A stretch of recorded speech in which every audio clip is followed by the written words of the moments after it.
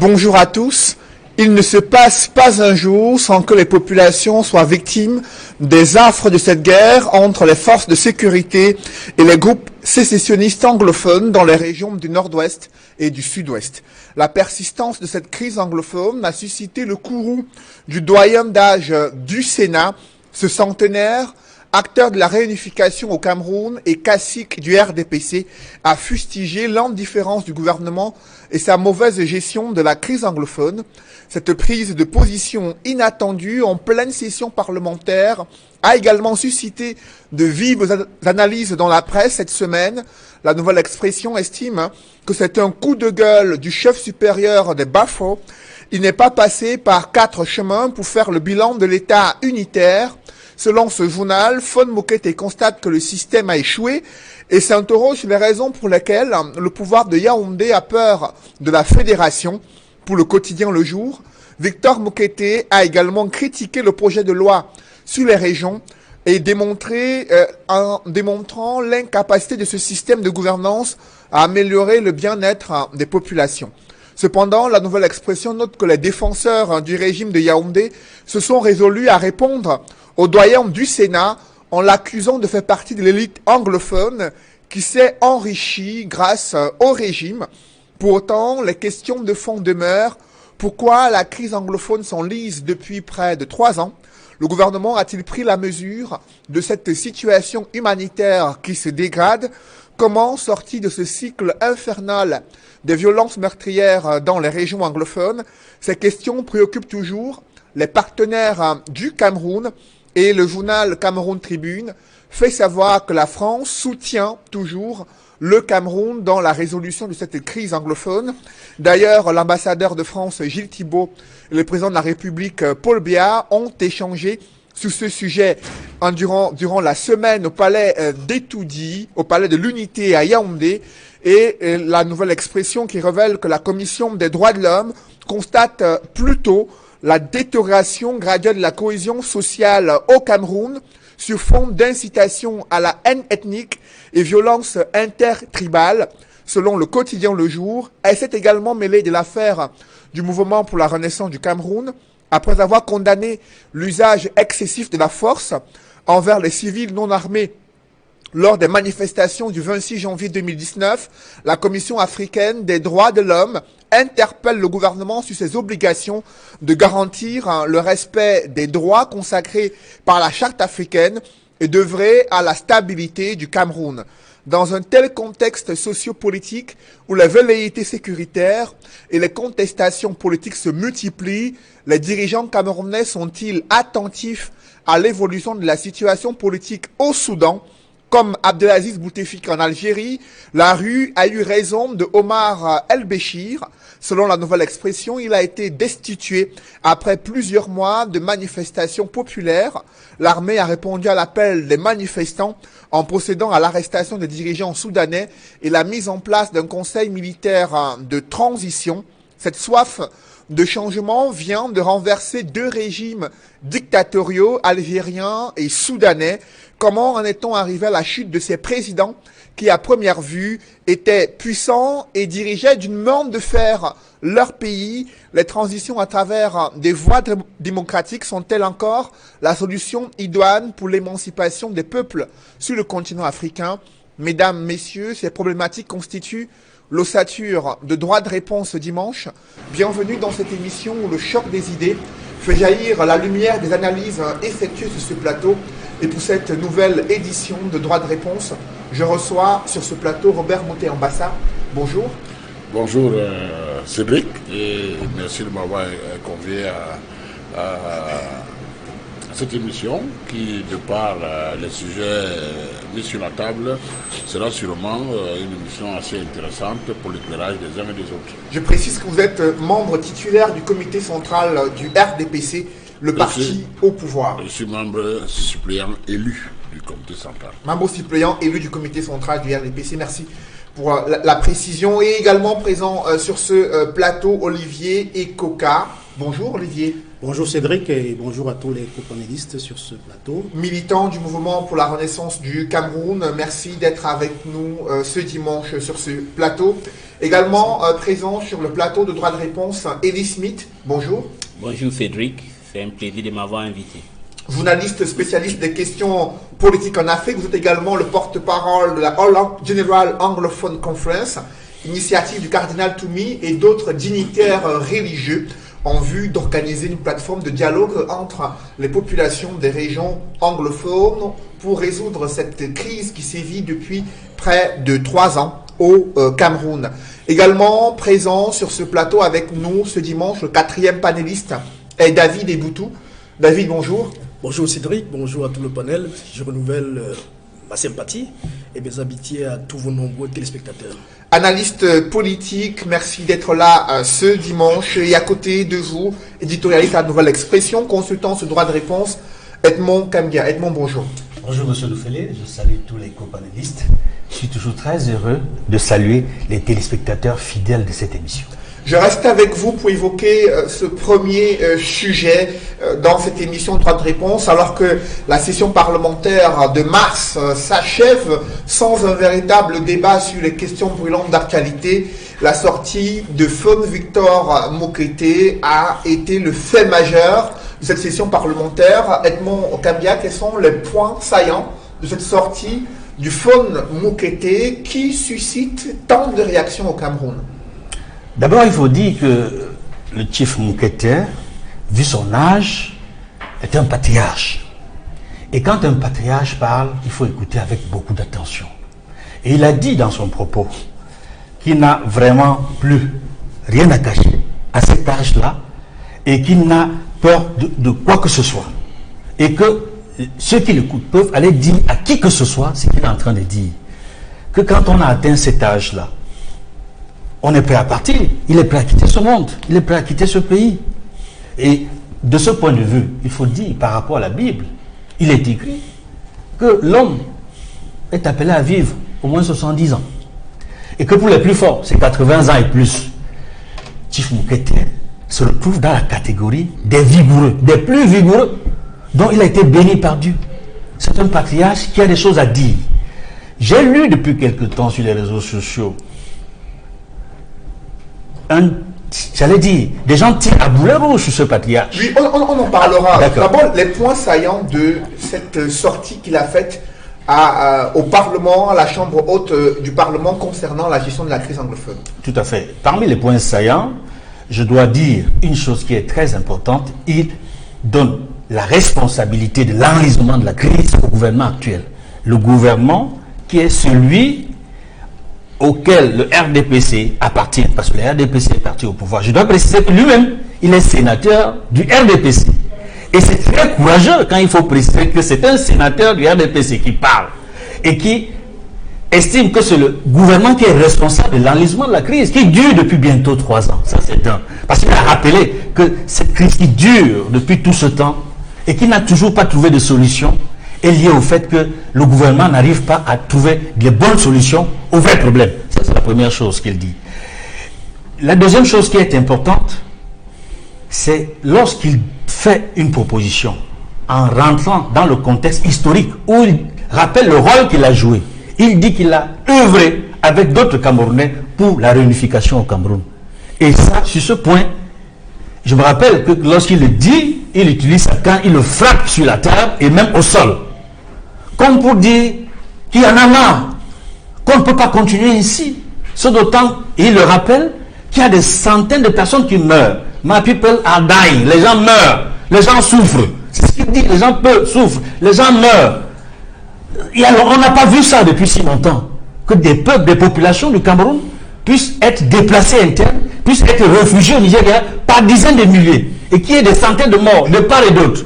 Et le troisième point qui me semble important, sur lequel il est revenu, sont ces propositions qui sont fortes. Il le dit, à l'exemple de beaucoup de pays qu'il a cités en Afrique et à travers le monde, que la solution pour ce pays, c'est le fédéralisme. Il est pour qu'on puisse transformer les 10 régions actuelles en 10 États fédérés. Et que sur cette base-là, on puisse progressivement donner les pouvoirs aux véritables exécutifs locaux et non pas continuer dans ce que le gouvernement est en train de faire, la décentralisation. C'est-à-dire, on veut, dans le cadre de l'accélération de la décentralisation, élire, n'est-ce pas, les conseils régionaux. Il estime que ce n'est pas la solution du tout. Justement, la colère du TIF Mokete, Fon Victor Mokete, au regard de l'enlisement de la crise anglophone, avec vous, Eli Smith, ce sénateur RDPC, chef traditionnel, acteur de la réunification, un personnage important dans les régions anglophones qui aujourd'hui, devant le Parlement, critique le gouvernement. Quels sont les points saillants que vous avez retenus dans cette sortie de Fon Victor Mokete? Bon, les points saillants, pour moi, il n'y a rien qui m'étonne, parce que Victor Mokete, parce que nous, on ne lit pas. Mokete a écrit un livre, My Odyssey, comme tout anglophone. Il aime les autres que les autres. Il a traduit son livre en français. Personne n'a lu. Donc, ce que Mokete a dit aujourd'hui, ou a dit, est tout à fait normal, ce qu'il a dit. Et puis, Mokete est constant. Il y a des rares anglophones comme ça. Et ce qui est choquant est que tous les anglophones qui ont aimé le Cameroun ont été rudoyés, humiliés par le gouvernement central. Vous avez le cas de Foncha, vous avez le cas de Salomon Tandemuna, vous avez le cas de Mokete, parce que quand je vois cette espèce des écrits commandités par les supporters du parti au pouvoir à l'encontre de Chief Mokete, ça me choque. Parce que Mokete n'a rien dit de mauvais. Il aime le Cameroun. Et quand on dit, et je tiens maintenant à faire que j'ai lu, il y a un SMS qu'on m'a envoyé, un WhatsApp qu'on m'a envoyé, en disant que Mokete est parmi les élites anglophones qui se sont enrichis. C'est archi faux. Le papa de Mokete est un agriculteur qui a même participé, comme les monsieur Nana ou les Joseph Fungu, pour le financement de KNDP, pour l'unification du Cameroun. Donc, monsieur Mokete vient d'une famille qui ne vendait pas les cacahuètes, qui n'habitait pas dans une hutte. La preuve en est que vous voyez ici, à la maison de Mandécibel, le même exemple de la maison de Mandécibel, c'est presque la même chose que le papa de Mokete est venu ici voir pour construire sa maison à Kumba. Donc les gens du RDPC, ce qui m'étonne avec eux est qu'ils n'aiment pas le Cameroun. Ce qui les intéresse beaucoup, c'est la consolidation du pouvoir et détruire un pays qu'ils ont hérité. Mais le gouvernement dit qu'il en fait assez pour résoudre la crise anglophone. Et l'un de ses sénateurs, quand même RDPC, vient en pleine session parlementaire critiquer ce gouvernement-là. Donc c'est un sénateur patriotique. Vous savez que le Sénat ou la chambre basse du Parlement, c'est la place idoine pour apporter des problèmes, pour en discuter. On avait eu le cas à la chambre basse, quand Joseph Wiriba est venu en parler. Si aujourd'hui, Mokete vient au Sénat en parler, et c'est vrai, et ce que Mokete a dit, il n'y a rien d'antipatriotique dedans. Monsieur Mokete est constant. Il a dit que, et qui est courageux de sa part, et quelque chose qu'on doit encourager, reconnaître que c'est eux qui sont... Moi, j'ai toujours dit ça personnellement, que c'est le gouvernement-ci qui ne veut pas de dialogue. Mais si M. Mokete le dit, je suis content, je bois du petit lait. Parce que c'est un papa qui est courageux, qui aime le Cameroun, qui le dit. Et toutes les autres personnes, moi j'ai toujours dit, je le dis maintenant, on peut mentir, comme on s'est toujours menti pendant les 3 ans, raconter n'importe quoi. La cause fondamentale du problème qu'on a ici, c'est M. Mokete qui l'a dit. Il a dit ça une fois, il y a 2 ans. Les enfants venaient, non, Jeune Afrique avait mal interprété. Je crois que le papa là lui-même, il est venu dire que moi, je viens maintenant, je le dis. Ce n'est pas faux. La cause de ce problème que nous avions aujourd'hui, c'est l'infidélité avec la loi fondamentale du pays. Si on n'avait pas touché le système fédéral, qui a marché pendant 11 ans, sans problème, il y a peut-être mensonge et honte officiel qu'on dit que non, ça coûtait cher, c'est faux. Nous en parlerons, le débat sur la forme de l'État. Je trouve que, pour conclure avec M. Mokete, c'est quelqu'un de patriotique, qui a dit la vérité. Au contraire, nous devions peut-être maintenant nous poser des questions. Monsieur Mokete, qu'est-ce qu'on peut faire? Et on essaie un peu d'améliorer avant qu'on ait... À votre suite, Olivier Ekoka, vous qui êtes au MRC, lorsque vous suivez le TIF Fon Victor Mokete, sénateur RDPC, qui est un classique du parti au pouvoir, s'exprimer ainsi devant le gouvernement à la chambre haute du Parlement. Comment vous analysez cette sortie? Je voudrais d'abord préciser quelque chose, Cédric. Je suis du mouvement Agir, et qui est un allié du MRC. Il faut dire qu'Agir, excusez-moi très rapidement, c'est un mouvement qui pense qui affirme que la pauvreté et la précarité ne sont pas des malédictions ou des sorts, et que l'on peut avoir l'avenir que l'on souhaite si on est courageux. Donc très rapidement, par rapport à la sortie du Fonds Mokete, ce que je vais dire, le constat est d'abord amer. Nous sommes dans un pays où on se dit démocratique. On dit que la démocratie existe chez nous. Mais comment est-ce qu'un membre d'un parti, parce que Fonds Mokete fait partie du RDPC, peut critiquer le système, ce qui se passe par rapport à une crise, et qu'ils reçoivent autant d'insultes venant des membres de son parti? C'est incroyable. Et il faut dire que ce n'est pas étonnant ce que le Fonds Mokete a fait il y a quelques jours.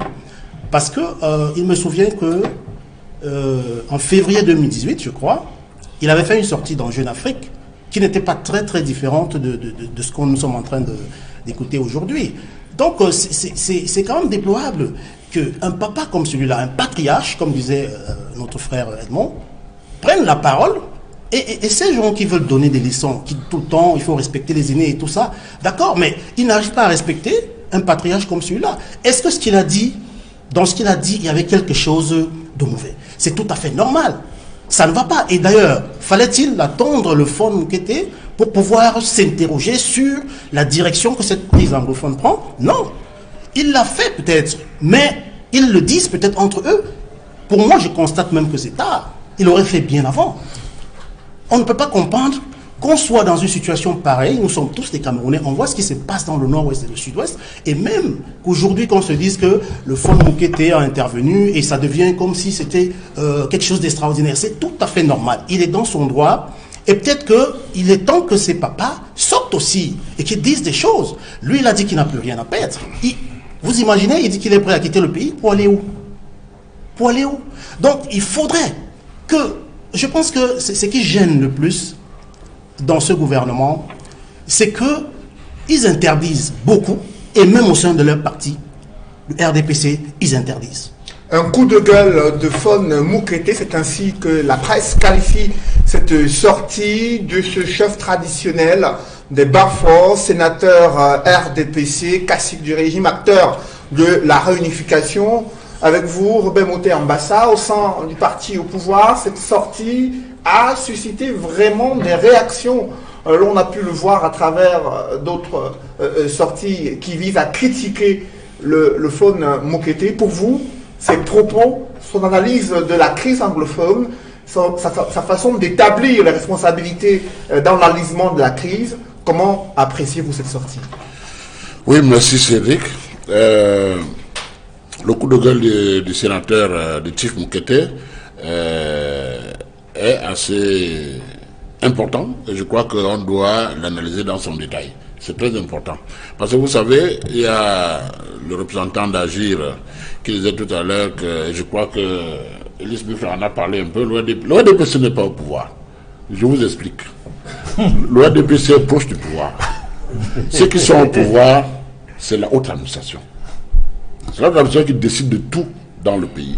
Je vous le dis clairement, je suis militant du RDPC, je sais comment ça se passe. Quand le RDPC fonctionnait et avait le pouvoir, vous savez que l'article 1 du RDPC dit l'UNC devient RDPC.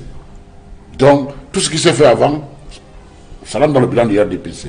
Et quand les politiques avaient le pouvoir, bon, vous le savez, il y avait tant quoi ici à Douala. Il était le patron politique du littoral. Et quand il écrivait au chef d'État, il disait Edmond Kabila, c'est ceci, dans les 24 heures, ça réagissait. Et vous avez André Fouda, vous avez Moussa Sakifada Agarwa, vous avez Goberede, Bouka Hélène Alès, vous avez Kwame Wanizana. Ils étaient comme ça, de vrais patrons du parti qui avaient l'adhésion des populations et qui prenaient position quand il y avait une situation. Et le président écoutait. Aujourd'hui, j'en viens. Les gouvernements sont des militants. Mais j'en viens justement, beaucoup avant d'être nommés ne sont pas militants. Dès qu'on les nomme, le lendemain, ils portent la tenue du RDPC jusqu'au slip. Et du coup, ils ne viennent pas travailler pour le parti. Ils travaillent pour les réseaux. Je le dis, je le maintiens, c'est le réseau qui dirige en ce moment le pays. Le RDPC en souffre. C'est la raison pour laquelle j'ai dit, le RDPC est proche du pouvoir parce qu'il n'a plus le pouvoir. Et sur la crise anglophone. Même notre secrétaire général, quand il envoie des listes au palais, il n'est pas sûr que ça va devenir. Pourtant, c'est l'aspiration de la base. Je ne veux pas rentrer dans ces détails parce que ce n'est pas ça l'objet. Mais pour revenir au coup de gueule de Moukete, je crois que quand un monsieur comme ça prend cette position, il faut le prendre au sérieux. Je ne vais pas redire ce que Elie Smith a dit ou ce qu'Edmond a dit. Je pense que quelqu'un qui a 100 ans aujourd'hui, il avait 42 ans quand la réunification se faisait. Il était acteur. Et au fur et à mesure, ses camarades de lutte ont quitté parce qu'ils avaient le sentiment que le pouvoir central ne respectait pas les engagements pris. Ils sont partis créer l'ambassade. L'ambassade n'a pas été créée hier. Okay? Lui, il est resté proche du pouvoir. Et il a continué, c'est vrai. Elie Smith a dit, il a hérité d'un parent, d'un papa très riche. Lui aussi, il a multiplié parce que quand même, quand on a un PCA éternel pendant 20 ans, plus de 20 ans à Camtel, quand on a de 30% à MTN Cameroun, quand on fournit du carburant, du brut, quand on fait beaucoup de choses, on multiplie cet argent. Mais malgré tout ça, il prend le risque. Il a choisi le Sénat, où il y a tous les 100 sénateurs, où il y a tous les membres du gouvernement, où il y a des invités spéciaux pour faire sa déclaration, pour dire que ce qu'il a dit il y a quelques temps dans une Afrique, on a dit que bon, sa langue avait glissé un peu, mais non, ça n'a pas glissé. Il est resté constant parce qu'il a été déçu par le projet de loi sur la décentralisation, parce que tout le monde attendait un projet de loi qui va dans le sens de donner plus d'autonomie aux régions et très peu de centralisme, mais c'est à peu près comme les communes où c'est le préfet qui chapeaute les communes, les gouverneurs vont chapeauter. Donc, Moukete a perdu contrôle en disant que c'est le seul truc qu'il attendait pour essayer d'aller ramener ceux qui sont dans la brousse. Maintenant que ça sort, lui-même il est perdu. Et quand il dit que le système a échoué, ça veut dire qu'il reconnaît lui-même qu'il a échoué parce qu'il fait partie de ce système. Il n'est pas hors du système. Et maintenant, il fait un peu comme s'il faisait son testament. Oui. Comme les choses ne marchent plus, moi-même je ne suis plus d'accord. Ce qui va arriver arrive, je vais partir sortir du pays. Donc, je crois que cette position de Moukete est une position à prendre très au sérieux. Et moi, j'ai fait mes petites enquêtes. Il n'est pas seul à le prendre au sérieux. Je l'ai toujours dit. Tous les Camerounais du Nord et du Sud-Ouest, dès le départ, ont toujours été favorables à la décentralisation ou au fédéralisme. Mais plus les choses traînent, plus le quota de fédéralistes augmente. Et ça fait que, même ceux qui sont au gouvernement qui le disent, c'est parce qu'ils sont aux affaires, ils ont peur de perdre les avantages. Mais quand vous les prenez derrière, ils ne sont pas d'accord avec ce qui marche. Pourtant, devant, les gens ils disent le contraire. Donc il faut arrêter cette duplicité. C'est la même duplicité qu'on a vu lors de la CAN, où tout le monde était d'accord, tout sera prêt au moment, le jour dit. Mais quand le jour dit, il n'y a rien eu, tout le monde continue à vaquer aux occupations comme si de rien n'était. Donc, il faut arrêter avec cette duplicité. Moi, je pense que la position de Moukete est importante. Et je compte beaucoup sur le président. Je l'ai toujours dit aux gens, je soutiens le président, je soutiens le RDPC, mais je ne soutiens pas les bandits qu'il y a dedans ou les réseaux qu'ils ont créés. Le président, j'espère qu'il va essayer de suivre ce conseil et voir comment il peut renvoyer même à la relecture. Et la nouvelle expression qui s'est interrogée, est-ce que le président de la République a été lâché par Fon Moukete, Paul Biya, qui s'est toujours appuyé sur ses élites anglophones afin de pouvoir maîtriser ces régions du nord-ouest et du sud-ouest. Avec vous, David Eboutou, sur cette sortie de Fon Moukete, quel message, quel symbole devant le Parlement et les membres du gouvernement qui s'attendaient à des questions orales, ils ont eu droit à un chapelet de critiques formulées par le Fon Moukete.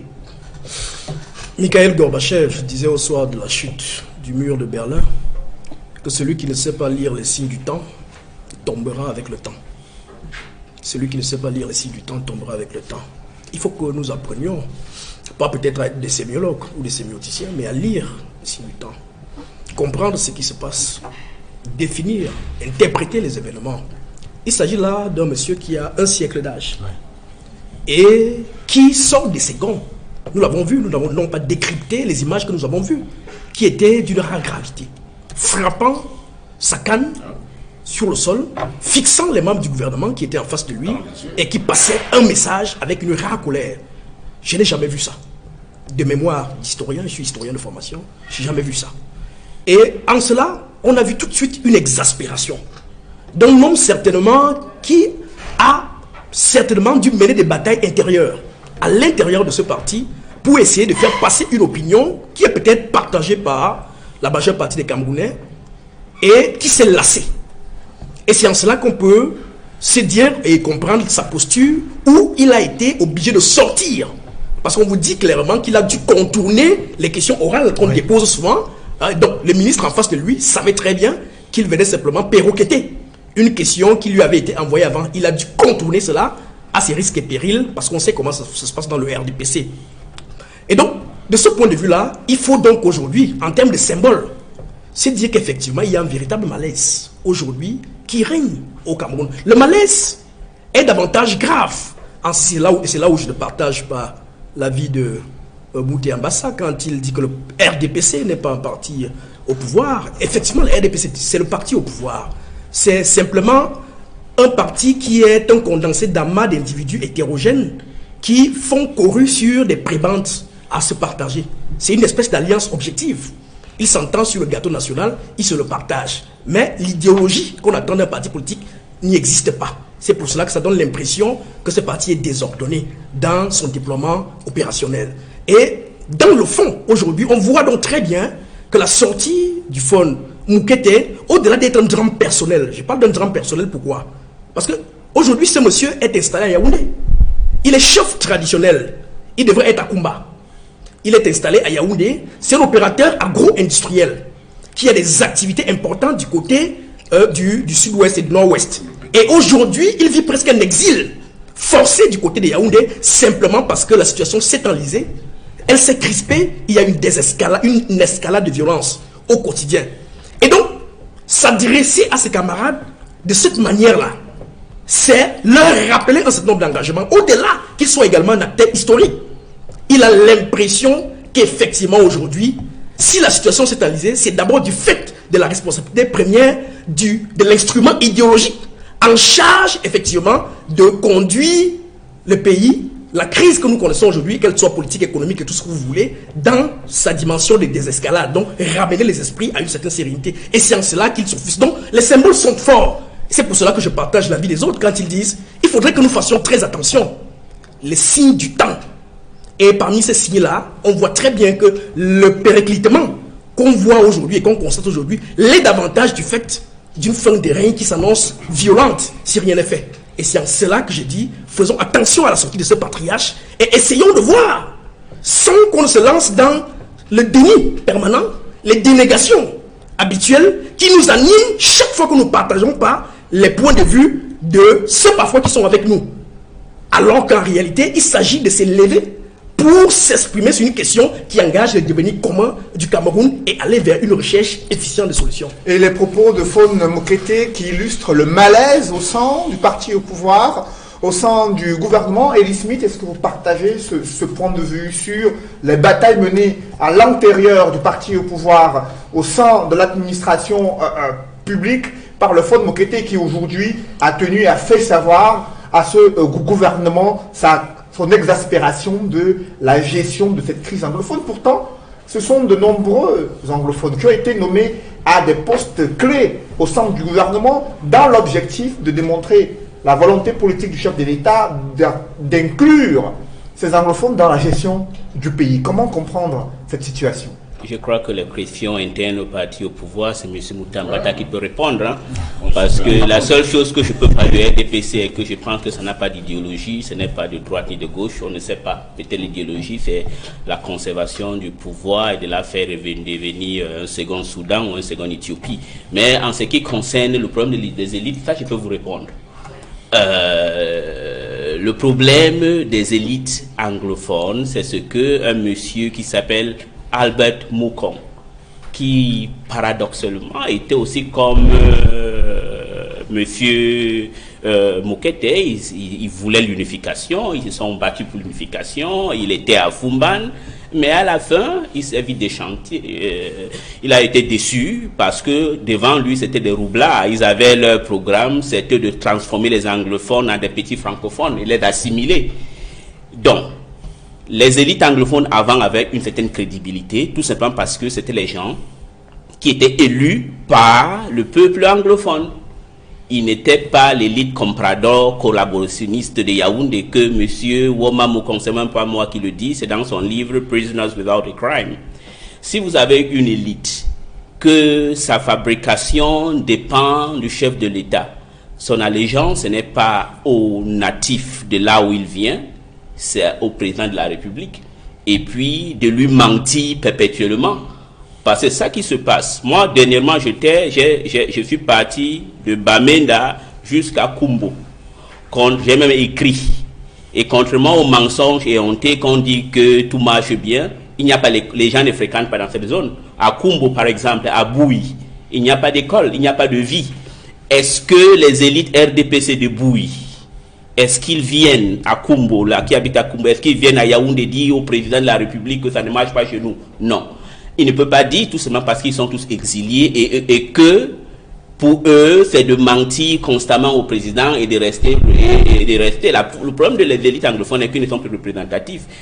Avant, beaucoup des élites, on peut même les contester souvent, mais les gens les respectaient. Même les gens peuvent contester Mouna ou Foncha ou Tabi Langwe, mais c'est les gens qui ont été élus là-bas, donc ça veut dire qu'ils avaient une certaine crédibilité. Le problème des élites anglophones aujourd'hui est tout simplement que c'est des gens qui habitent à Yaoundé, qui sont coupés de leur base. Et si M. Moukete dit ce qu'il a dit, ça veut dire qu'au moins M. Moukete, il sait ce qui se passe. Et moi, je m'inscris en faux aux gens qui disent, mais pourquoi il n'a pas dit ça tôt? Non, il n'a pas besoin de dire, il a écrit. C'est que les Camerounais, comme tout Africain, ça ne lit pas. Si tu veux cacher une information, tu gardes. Il a écrit. Donc, achetez son livre, My Odyssey.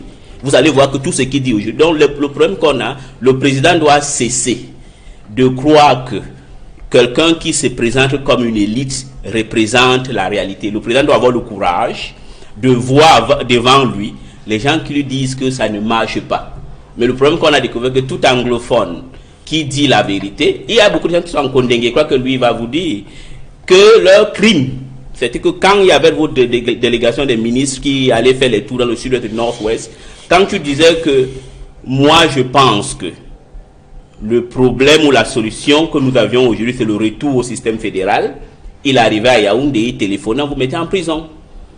Donc M. Biya doit savoir que il a été roulé dans la farine par ses propres élites, que lui-même il a nommé. Donc s'il veut la solution, il faudra qu'on compose avec les gens comme M. Moukete qui disent la vérité, qui reflètent la population. L'enlisement de la crise anglophone critiqué par le fon Moukete et ses élites du parti au pouvoir, élite de l'administration camerounaise venant de ces régions absentes sur le théâtre de la crise anglophone. Avec vous, Olivier Ekoka, comment appréciez-vous cette gestion de la crise anglophone? Le gouvernement estime qu'il en fait assez, à la fois le déploiement des forces de sécurité, mais également des réformes qui ont été menées dans certaines institutions camerounaises en vue de répondre aux aspirations, aux doléances qui ont été formulées par certaines corporations venant de ces régions anglophones. Le gouvernement ne peut pas dire qu'il en fait assez sur la crise anglophone, puisqu'on en parle tous les jours. L'inquiétude que moi j'ai, avant de poursuivre, on se pose la question de savoir si au plus haut sommet de l'État, on est vraiment au courant de ce qui se passe. Parce que c'est quand même un monsieur qu'on nous a présenté, ou qui s'est présenté au départ, comme celui qui va amener le Cameroun à la démocratie, à l'émergence et autres. Mais comment se fait-il qu'aujourd'hui, on traverse une crise pareille? Il y a des décisions qui sont prises. Je reviens sur le fameux budget qui a été alloué à la résolution de la crise humanitaire dans cette zone-là. On sait très bien qu'il s'agit de 12,7 milliards de francs, mais on ne sait pas ce que ça fait. Et aujourd'hui, on nous a présenté des matelas, d'autres jours à la télévision, soi-disant c'était pour les déplacés et autres. Mais ce n'est pas ça la résolution de la crise anglophone. Donc moi je pense que rien n'est fait. Il faut qu'on soit sérieux. Quand on veut résoudre un problème, on peut le faire. Et on a l'impression que le chef de l'État n'est peut-être pas au courant de ce qui se passe, ou on lui cache des choses. Parce que cette crise doit trouver une solution. Le chiffre Moukete, tout à l'heure, comme disait Elise Smith, à l'âge qu'il a, vous avez dit qu'on peut compter sur lui. Mais à quel âge on va compter sur lui? Il faut que les gens se réveillent, même au sein du RDPC. Quand moi j'écoute le grand frère Monté Ambassa parler, on a parfois l'impression, au quartier, on a l'impression qu'il n'est pas du RDPC, il est du RDPC. Parce que sa façon de prendre des sujets, de traiter les sujets, est totalement décalée de ce qu'on voit au sein du RDPC. Alors, il faudrait que le Chief Moukete, qui est venu parler devant le Sénat, que ceux qui pensent comme lui le fassent aussi. C'est la peur, peut-être. On est dans un système où on est terrorisé. C'est cette peur-là qui fait en sorte que les gens ne vont pas s'exprimer, ne vont pas dire. Moi, je peux vous dire, je n'étais pas là-bas, mais je sais qu'il y a plusieurs personnes dans la salle qui applaudissaient dans leur cœur. Mais il faut aussi que ça, le chef de l'État le sache. Parce que quand on parle du Chief Moukete, on s'arrête là. Mais il était peut-être le porte-parole de plusieurs personnes. Donc, le RDPC a ce problème, c'est que des gens ont peur, ça je le reconnais. Quand vous discutez avec certains hors plateau, vous comprenez que les gars veulent autre chose aussi. Ça, il faut le dire. Pourtant, au sein de cette Assemblée nationale et ce Sénat, aucun débat parlementaire officiel n'a été organisé concernant la crise anglophone. Robert Moutarbassa, pourtant la situation s'aggrave. Il a fallu cette sortie du Fonds Moukete pour que le débat revienne sur la place publique et non durant la session parlementaire qui s'est achevée où il n'y a eu aucun sujet évoqué, aucun débat officiel sur cette crise qui affecte toute l'économie nationale, qui affecte tout le pays. Tout à fait, Cédric. Vous savez, si ce que le Chief Moukete a fait, c'est l'électrochoc qu'il a fait, en fait. Parce qu'il connaît bien comment l'Assemblée fonctionne, il connaît comment le Sénat fonctionne, il s'est bien rendu compte que le texte tel qu'il est venu est reparti sans subir de modifications. Le seul moyen pour lui, c'était de créer l'électrochoc qu'il a fait. Il a pris sur lui de parler devant l'auguste chambre, devant le gouvernement qui est en charge et devant les invités spéciaux. Je ne sais pas s'il y avait des ambassadeurs au-delà, je n'ai pas regardé les images, mais c'est pour dire que quoi? C'est pour dire que c'est un signal fort qu'il envoie au président de la République pour peut-être essayer d'obtenir une relecture de ces textes, pour qu'on les adapte à ce que les populations veulent réellement. Parce que, vous savez, je l'ai dit tout à l'heure, peut-être David ne m'a pas bien suivi quand il dit que le RDPC était au pouvoir, mais n'est plus au pouvoir, il est proche du pouvoir. Pourquoi? Parce que, je dis pourquoi, parce que vous savez, quand le RDPC était vraiment au pouvoir, les décisions parties des hommes politiques du parti étaient prises en compte. Regardez, je vous prends un cas très simple. Hein. Quelques-uns parmi nous qui soutiennent le président de l'URDPC sur ces plateaux, on ne va jamais récompenser un. Mais regardez bien ce qui arrive sur ces gens qui viennent de nulle part. Pourquoi? Parce que c'est plus dans les réseaux que ça se passe. Et beaucoup militent moins dans le parti, ils vont plutôt dans les réseaux essayer de se faire accepter. Parce que par là, ça va aller plus vite. Je vous ai pris un exemple très simple. Je prends un deuxième. Le Fon Angoua Fort est vice-président de l'URDPC. La dernière fois, quand le ministre Galé Bibé, madame, ministre l'ancien ministre de l'éducation de base, là, madame, je ne sais pas comment elle s'appelait, sont allés, ont voulu rencontrer Chief Angoua Fort 3. Il a refusé de les recevoir. Il les a rejetés devant le portail. Il a dit, ben, je ne suis plus dans vos histoires. Moi-même, quand je cherche à voir des gens au-dessus de moi, ne me reçoivent pas. Je ne vous reçois pas. Vous comprenez? Ce n'est pas au niveau de Moukete et seul. Je dis. Donc, vous confirmez qu'il y a un malaise au sein du pouvoir concernant la crise? Moi, je le dis depuis le premier jour. J'ai même fait des notes là-dessus, où c'est clair que les frustrations que les Camerounais nord-est ont eues depuis les années 65 en montant, 66 pardon, avec l'unification de tous les partis. Depuis ces frustrations qui se sont suivies, ont créé une situation où tous, je dis bien, je n'enlève personne. Maintenant, ceux qui sont là et qui veulent faire croire au président qui sont d'accord avec lui, je crois qu'à un moment va arriver, ils vont agir comme Moukete. Parce que Moukete a déjà agi parce que lui, il estime que maintenant, il peut partir, il doit l'esprit tranquille. Mais je peux dire que les autres n'en sont pas loin. Donc il faut entrer en profondeur et résoudre ce problème. J'ai pris l'exemple de cette duplicité qu'on a eu lors de la CAN. C'est la même qui est au fonctionnement quotidien de ce pays. Et ça fait que le président n'a plus les bonnes informations. Et quand vous n'avez pas de bonnes informations, vous prenez les mauvaises décisions. Combien de fois on a vu le président en fin d'année faire un discours de fin d'année, il a un déphasage avec tous ceux qui l'écoutent.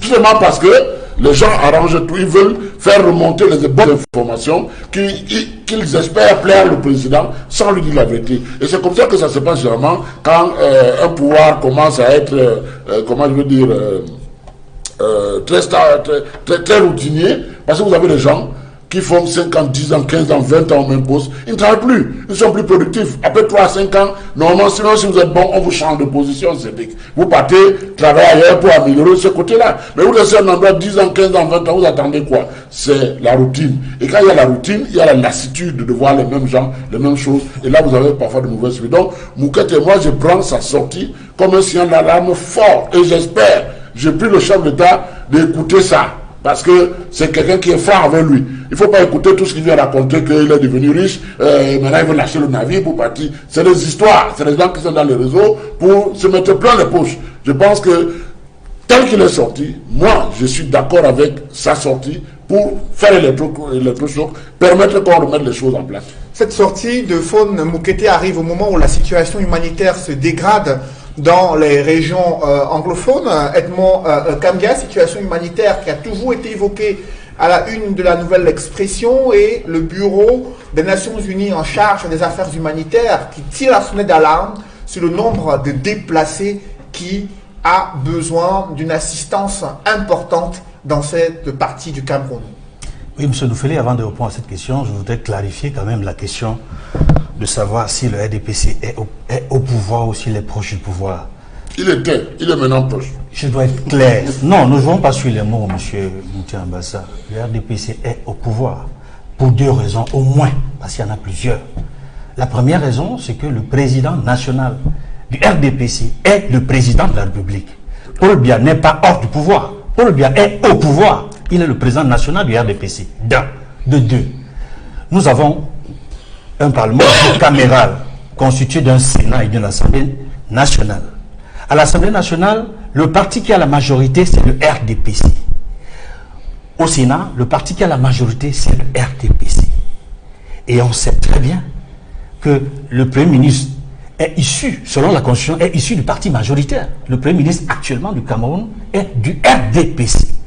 Donc, vous voyez très bien, en prenant simplement ces 2 exemples, que le RDPC est bel et bien au pouvoir. Pour le reste, on comprend bien qu'il y a une machine bureaucratique, une administration qui fonctionne de manière à ce qu'il y ait une confusion entre l'État et le RDPC.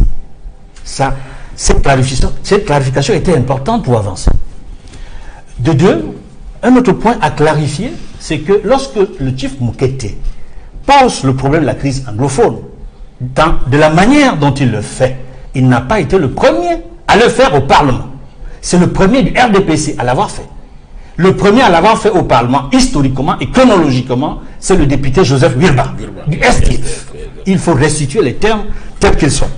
Et on se souvient de la réaction, de la manière dont le Parlement a été secoué, l'Assemblée nationale a été secouée, lorsque Joseph Wirba a donné les faits sur le terrain, dans le nord-ouest et le sud-ouest, et de la nécessité de trouver rapidement une solution et d'éviter la solution militaire qui était en route. Il avait dit Joseph Wirba. Et les propositions même, je me rappelle, du député Wirba ne faisaient pas l'unanimité apparemment au sein de son propre parti, qu'il avait pratiquement isolé. Et on sait les conditions dans lesquelles il se retrouve aujourd'hui. Et je me rappelle que dans son propos, Joseph Wirba avait conclu en disant que lorsque l'injustice est érigée en loi, la résistance devient un devoir. Fin de citation. Maintenant, sur la question que vous posez, M. Noufeli, l'heure est grave. La situation humanitaire est de plus en plus préoccupante au Cameroun, et la communauté internationale et l'ONU en particulier estiment qu'il y a quelque chose à faire. D'un, parce que la manière dont le gouvernement essaie d'apporter la solution à travers l'opération d'assistance humanitaire qui est en cours n'est pas satisfaisante. Deux. Et c'est la raison pour laquelle l'ONU, vous savez, nous sommes un État membre de l'ONU. Et l'ONU ne peut pas rester indifférente lorsque les populations souffrent dans l'un de ses États membres. Et l'ONU est représentée au Cameroun, au plus haut niveau. Donc, l'ONU a des informations sur la situation particulière de l'État du Cameroun. C'est la raison pour laquelle, à travers la coordination de l'action humanitaire, l'ONU, depuis quelque temps, agit. Ce n'est pas qu'ils viennent pour agir, ils sont déjà sur le terrain, dans le nord-ouest comme dans le sud-ouest, pour essayer d'apporter une assistance aux populations. Parce que le nombre de déplacés a augmenté. On est en train de passer de 400 000 à bientôt 500 000, le nombre de déplacés internes. Et ce que l'ONU n'a pas encore enregistré, c'est les déplacés francophones. Parce qu'aujourd'hui, il n'y a plus que il n'y a pas seulement les déplacés anglophones, il y a des déplacés francophones liés à la crise anglophone. Et ça, c'est un champ dans lequel il faudrait explorer. Et j'invite les autorités administratives à identifier les déplacés francophones déjà. Parce qu'il y a des déplacés francophones qui ont quitté Fogo-Tongo, qui ont quitté la zone de Bangouren dans le Nord, et qui bientôt vont quitter les zones de Mbangaloum à cause des incursions des sécessionnistes. Ça, c'est un aspect qu'il fallait noter. Mais il faut dire, au-delà de tout, il est important aujourd'hui que le gouvernement du Cameroun travaille en étroite collaboration avec le système humanitaire de l'ONU pour apporter les meilleures réponses aux déplacés internes, mais également à nos frères et sœurs du nord-ouest et du sud-ouest qui se retrouvent comme réfugiés au Nigeria. Parce que leur situation, pour l'instant, j'ai l'impression que c'est davantage des opérations privées, des ONG qui s'occupent de nos frères réfugiés au Nigeria, notamment la fondation Aya Abine. Il faudrait davantage que l'État s'implique de manière directe. Le ministre de l'administration territoriale a fait le point sur la mise en œuvre de ce plan d'urgence d'assistance humanitaire. Selon le ministre de l'administration territoriale, environ 150 000 personnes sont déplacées internes au Cameroun et près de 75 000 personnes ont déjà reçu une assistance de la part du gouvernement. Comment vous analysez ces chiffres du gouvernement, Eli Smith, qui estime que les chiffres évoqués par ces ONG sont 3 fois moins importants sur le terrain? Selon le ministre, c'est une volonté pour ces ONG de détourner de l'argent et que le gouvernement est sur le terrain et dispose encore d'assez de moyens, que ce soit sur le plan alimentaire ou d'autres matériels, pour assister près de 100 000 familles, comme l'a indiqué le ministre de l'administration territoriale. Vous savez, il y a un problème de statistiques dans les problèmes africains. C'est un peu comme la population du Cameroun. On ne sait pas si c'est 25 millions ou c'est 12 millions. Donc ça, ce problème de statistiques, c'est une guerre de statistiques. Mais la réalité est que pour être empirique, allez à Bonabéry voir, allez à Bonam Sadi et restez ici, vous allez voir que moi j'ai même vu que même la démographie à Bonam Sadi change. Quand vous allez quelque part, c'est le pidgin qu'on parle, et le pidgin qu'on parle du sud-ouest, du nord-ouest.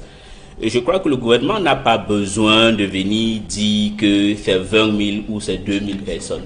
Le problème, c'est comment on résout ce problème. Et les agences des Nations Unies ont des difficultés à opérer dans ces régions. Ces régions-là, je peux vous assurer que c'est quand vous êtes, par exemple, un peu à Boya, un peu à Victoria, un peu à Bamenda. Si vous aviez des régions que le gouverneur habite à Douala, ou le gouverneur habite à Bafoussam, le préfet de la région du département de Bouy, sa famille habite à Bafoussam. J'étais là, c'est lui qui a dit, j'ai écrit, c'est pas faux. Donc ça veut dire qu'il y a un problème, qu'on est en train de perdre le contrôle sur le terrain. Quand vous faites 110 km entre Bamenda et de Kumbo, vous avez un contrôle de billes et l'autre contrôle des Ambazoniens. Quand vous arrivez dans une place comme Wainama, ou quel qu'on appelle, mais vous trouvez peut-être 1000 Ambazoniens qui sortent dans la forêt. Et dans la ville de Bouy, toutes les élites qui pouvaient même dire la vérité, mais qui ne disent même pas malheureusement, ils sont tous ici à Douala ou à Yaoundé, ils manquent comme des arracheurs dedans. Et il n'y a pas d'école, il n'y a pas le contrôle, et les gens ne transmettent pas, je crois, l'information d'une manière fidèle. Moi, je n'ai pas un problème, je ne peux pas dire ici que Bia est tout être humain, un homme bien. Tout être humain veut avoir un bon héritage. Mais c'est maintenant la capacité de cette personne, si chaque fois vous avez les menteurs autour de vous, vous n'avez pas le courage d'y aller d'abord sur le terrain et de voir, c'est là où on peut juger. Donc moi, je vous les problèmes de statistiques que le ministère de l'Intérieur est en train de dire, pour moi, c'est enfantin. Est-ce qu'on est en train de contrôler le nord-ouest et du sud-ouest? C'est non. Quand vous arrivez par exemple à Kumbo, il y a des jugements qui avaient été jugés par le gouvernement il y a peut-être 5 ans, c'est fini. C'est les Ambazoniens qui jugent maintenant et on demande que toi tu dois payer 3 millions, toi tu dois repartir en prison. Et c'est un pays qu'on contrôle. Et c'est la même chose ici dans le sud-ouest, à Mouelu et à Mouniengue. Quand vous voulez vendre le cacao ici à Douala, demandez aux gens qui font du cacao. Je n'invente, vous êtes journaliste, hein? Allez aussi sur le terrain pour voir. Pour transporter un camion de cacao là-bas pour venir vendre à Douala, tu payes 1 million de francs. Si c'est dans un Hilux, tu payes 700 000 francs. Est-ce que ça montre que vous êtes en train de contrôler? Beaucoup de gens sont partis. Donc maintenant, venus discuter que non, nous avions peut-être 75 000 et vous manquez sur les chiffres, je crois que c'est un manque de bon sens et que sans vous aimez votre pays, vous soyez quand même patriotique et humble, essayer de résoudre le problème. Mais le gouvernement, à travers une sortie du ministre de la Défense, fait savoir que la situation reste sous contrôle dans les régions du nord-ouest et du sud-ouest. Et pourtant, il y a eu cette sortie de Faune Moukete qui ravive le débat sur la forme de l'État au Cameroun. Avec vous, David Eboutou, le gouvernement a toujours évité cette épineuse question relative au débat sur la forme de l'État. Et encore durant cette session parlementaire, le projet de loi a été adopté concernant la clé de répartition des conseils régionaux, des conseillers régionaux. Cela montre que le gouvernement reste sur l'accélération de la décentralisation au moment où il y a une volonté latente des populations de vouloir débattre sur la forme de l'État. Comment analysez-vous cette sortie du gouvernement qui maintient le cap sur la décentralisation alors qu'il y a des voix qui s'élèvent de plus en plus pour demander ce débat sur la forme de l'État?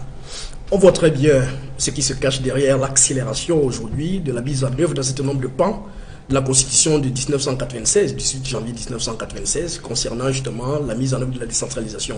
On peut comprendre la célérité qui se cache derrière.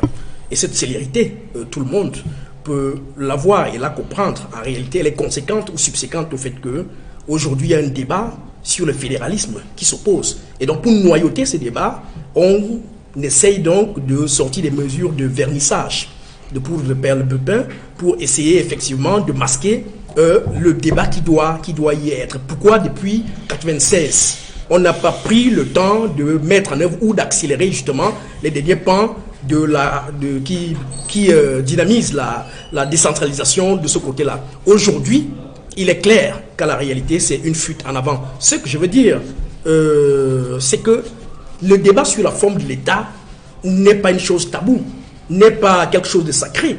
Toute constitution ou tout statut d'un État doit être dynamique. Il doit se mouvoir ou il doit pouvoir se mouvoir selon les dynamiques du peuple, selon les conjonctures populaires. Et c'est en cela il y a aujourd'hui une conjoncture populaire, une conjoncture sociale, politique, qui veut qu'on revoie effectivement ce débat sur la forme de l'État. Et en cela, on devrait simplement suivre le cours des choses. Parce que je suivais attentivement le débat sur les chiffres tout à l'heure. Cela montre à quel point on est inconséquent.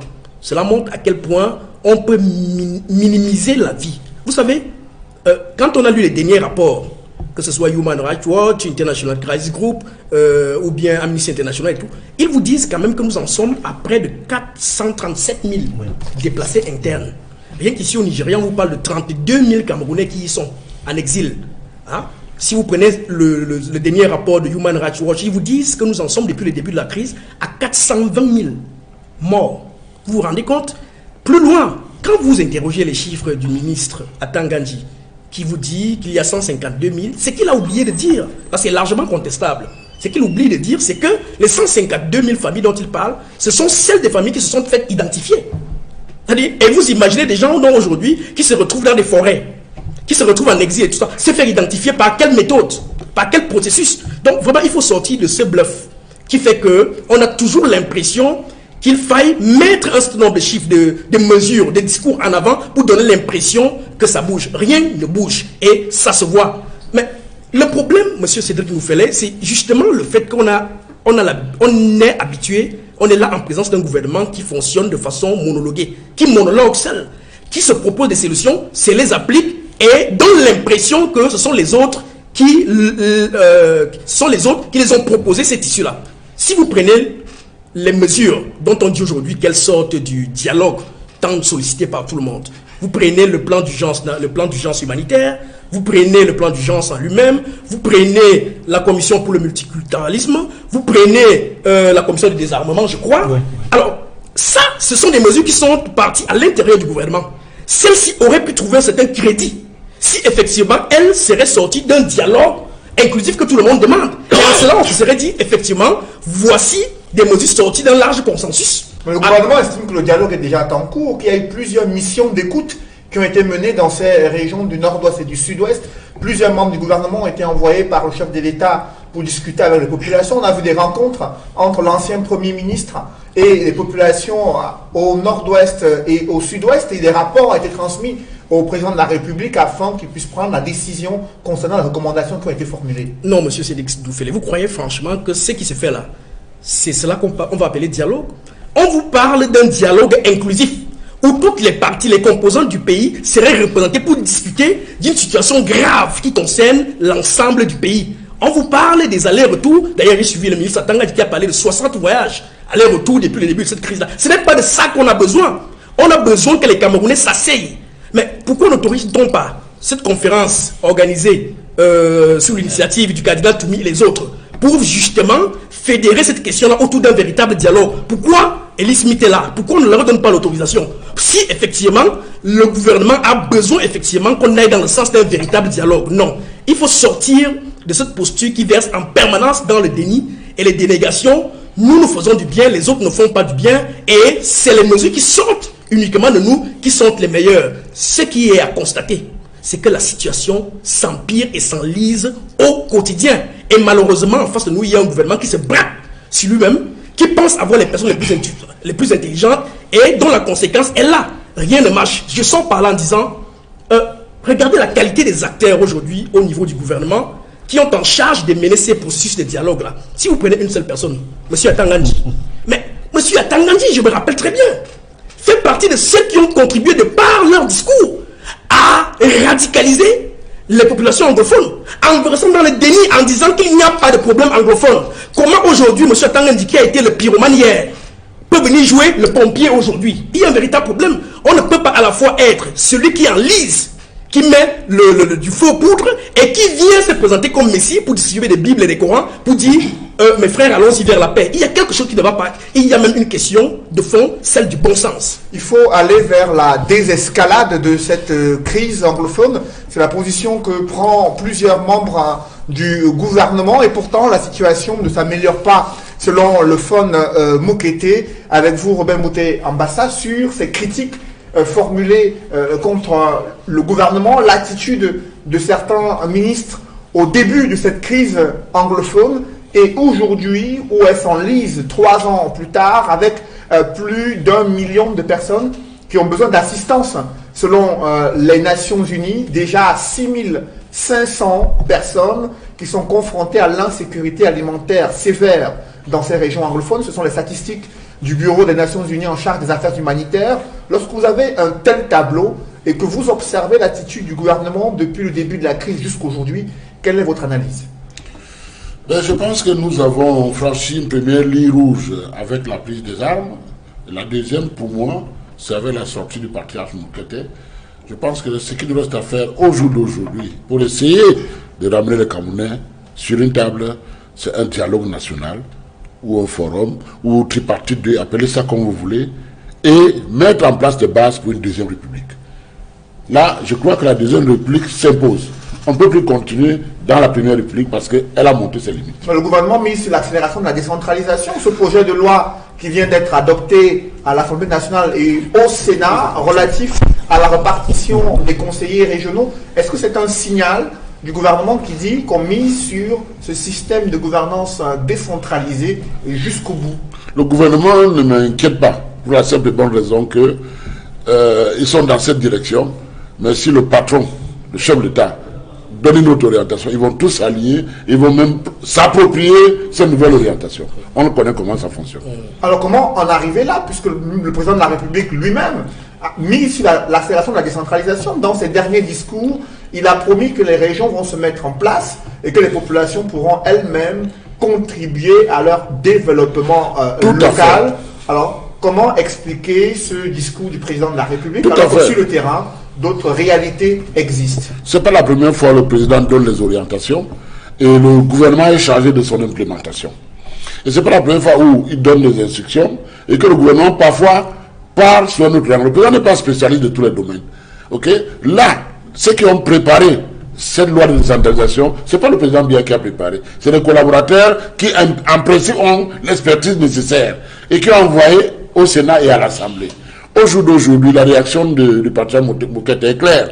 La décentralisation telle qu'elle est présentée, ça va fonctionner comme avec les communes.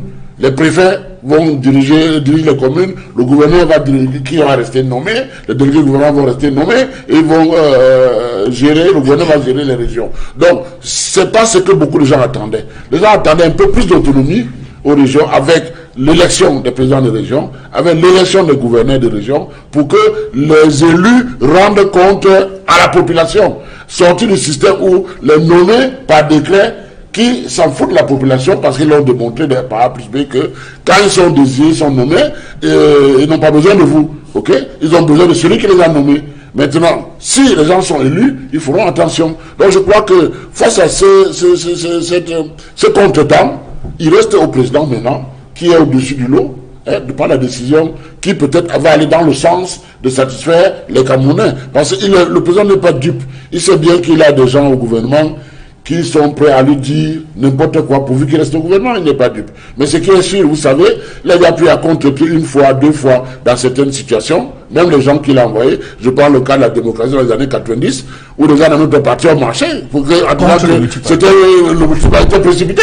Il est venu dire, attendez, et préparez-vous à une éventuelle concurrence. Donc je crois que c'est quelqu'un qui reste lucide de ce côté. Il ne va pas aller du côté où l'histoire va retenir des choses négatives sur lui, il va tout faire pour...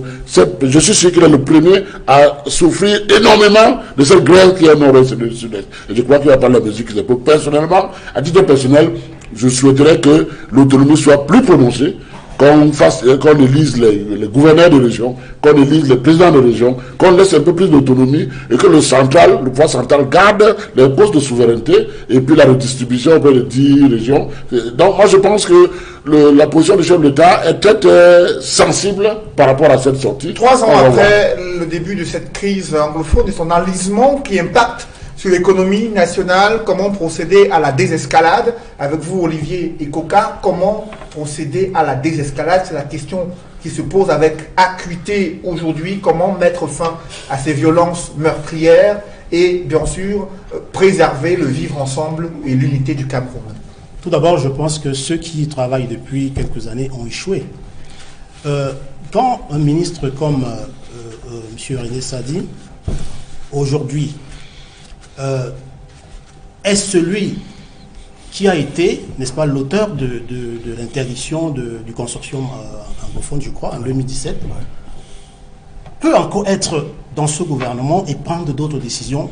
On se pose bien la question de savoir où on va. Parce qu'on aurait dû constater, depuis cette interdiction du consortium, les problèmes n'ont pas changé. Au contraire, nous nous retrouvons dans une situation dans laquelle de non-retour. Et si ça continue comme ça, on va se fracasser le visage. Je pense donc qu'il est temps d'abord. Tout à l'heure, on disait que le président n'est pas au courant.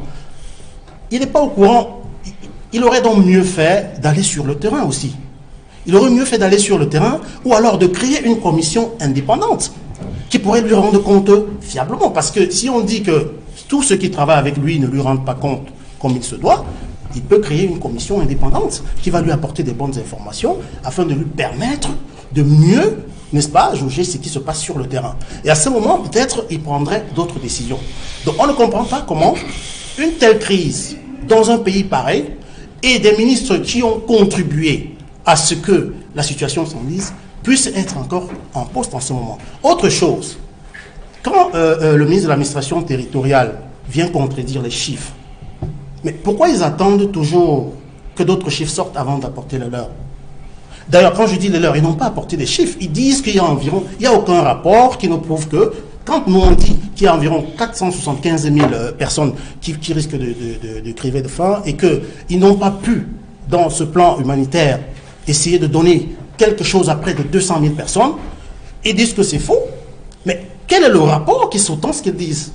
Il ne s'agit pas de venir dire à la télévision les chiffres que vous entendez de part et d'autre sont faux, mais où sont donc les autres chiffres? Ce n'est pas à la télévision, parce que les autres, ils ont des chiffres qui sont écrits dans des rapports. Et je crois que c'est là le problème.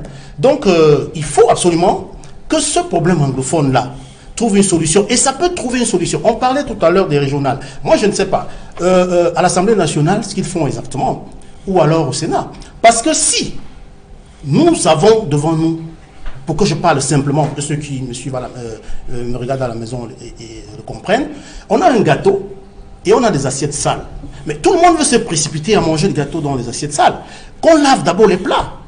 Donc ce problème de crise anglophone, quel que soit ce que nous allons faire aujourd'hui, que ce soit sur le plan des régionales et autres, tant qu'on ne peut pas le résoudre, rien ne va avancer. Justement, le dialogue qui est sollicité par des Camerounais et une initiative du cardinal Toumi et d'autres dignitaires religieux avait été reporté à une date ultérieure.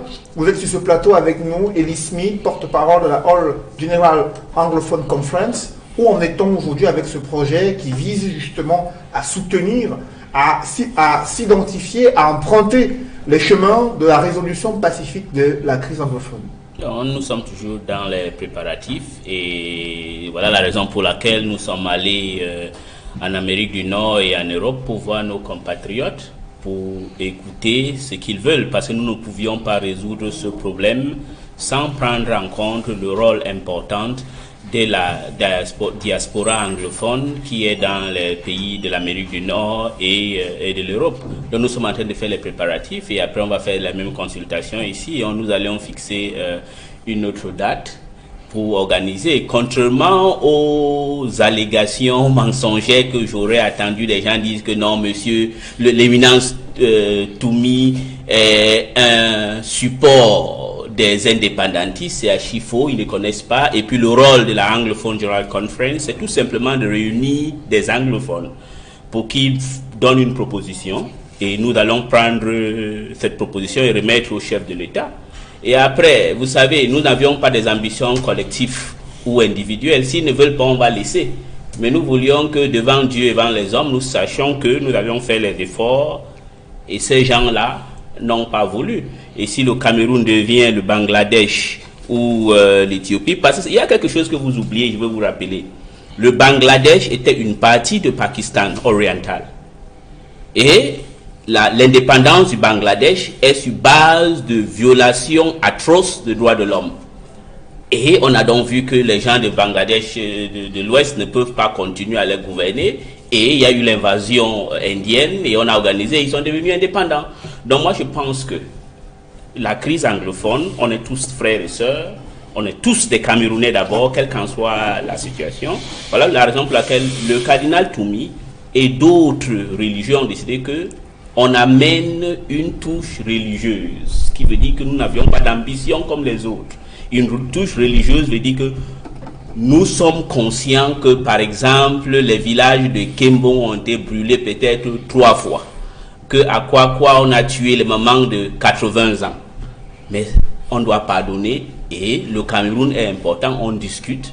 Mais s'ils ne veulent pas, nous n'allions pas, vous savez, vous pouvez prendre un âne, vous allez jusqu'au bord de l'eau, mais vous ne pouvez pas obliger de boire de l'eau. Mais moi, en tant qu'historien et observateur, est que ça commence petit à petit. Et un jour, nous allions voir, peut-être quand on parlera du Soudan, on verra qu'on pourra avoir cette situation. Donc, il est temps qu'on s'asseye, qu'on descend un peu de notre arrogance et ignorance, qu'on met d'abord le Cameroun au centre, soyons un peu patriotique. Il y avait un président, Marien Ngouabi, disait, quand vous aimez votre pays, vous pouvez aller même au sacrifice ultime pour que votre pays puisse survivre. Mais est-ce que ces individus-là, aujourd'hui, aiment ce pays-là? Non. Le gouvernement camerounais qui suscite l'intérêt également de l'Union africaine à travers sa commission africaine des droits de l'homme qui constate la détérioration graduelle de la cohésion sociale au Cameroun sur fond d'incitation à la haine ethnique et violence intertribale. La nouvelle expression en a parlé, Edmond Kambia, la Commission africaine des droits de l'homme qui intervient et interpelle le gouvernement camerounais sur des questions brûlantes d'actualité. Oui, la sortie d'une institution, d'un organe de l'institution panafricaine était très attendue dans cette affaire du MRC qui dure depuis plusieurs mois déjà.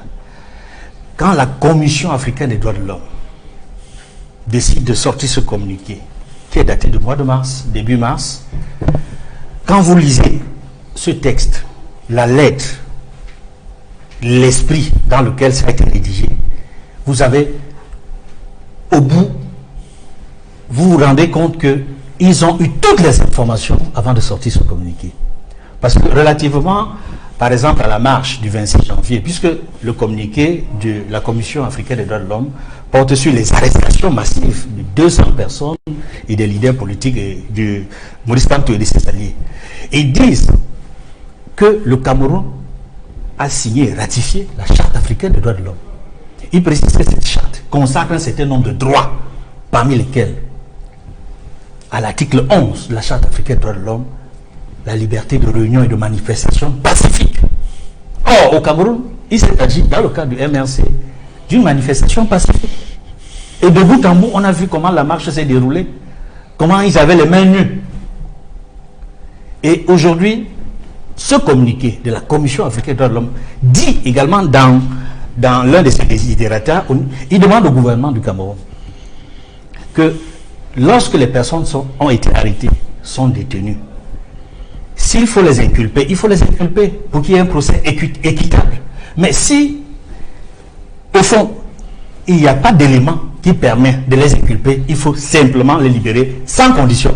Ça, c'est l'un des éléments qu'ils ont dit dans le déroulé de leur communiqué. Pour dire que ce communiqué est très important. Vous savez, ce communiqué de la Commission africaine des droits de l'homme vient à la suite des déclarations que le sous-secrétaire d'État chargé des affaires africaines des États-Unis avait formulées avant de rencontrer le chef de l'État. Ce communiqué vient après le communiqué de l'Union européenne qui avait également formulé un certain nombre de considérations en relation avec l'irrégularité dans lesquelles les personnes avaient été arrêtées et sont détenues. C'est pour dire qu'aujourd'hui, en fait, l'Union africaine aurait dû intervenir avant tous les autres. Mais lorsque l'Union africaine décide ainsi d'intervenir, cela signifie que l'affaire est devenue proprement africaine. Ce n'est pas seulement la communauté internationale, les étrangers qui interviennent. Parce qu'on a vu depuis quelque temps le ministre de la Communication, René Sadi, se pourfend dans des déclarations fortes en estimant que le Cameroun est souverain, il ne doit pas écouter, il n'a pas besoin d'écouter qui que ce soit.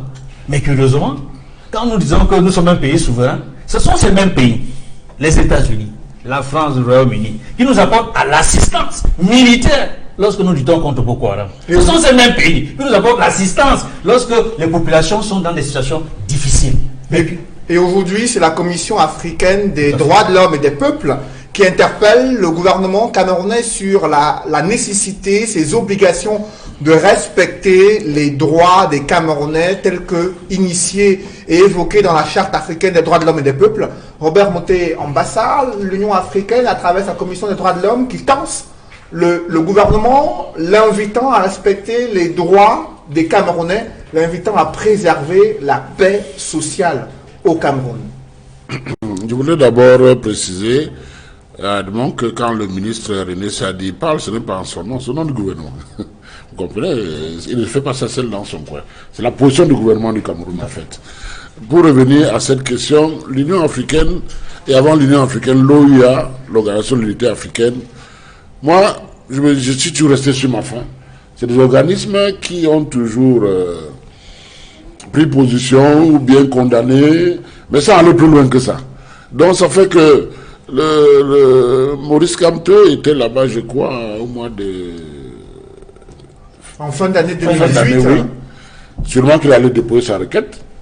Et comme il a dit Edmond, l'Union européenne en a parlé, le sous-secrétaire d'État américain, je ne sais pas qui d'autre, et l'Union africaine vient parler maintenant.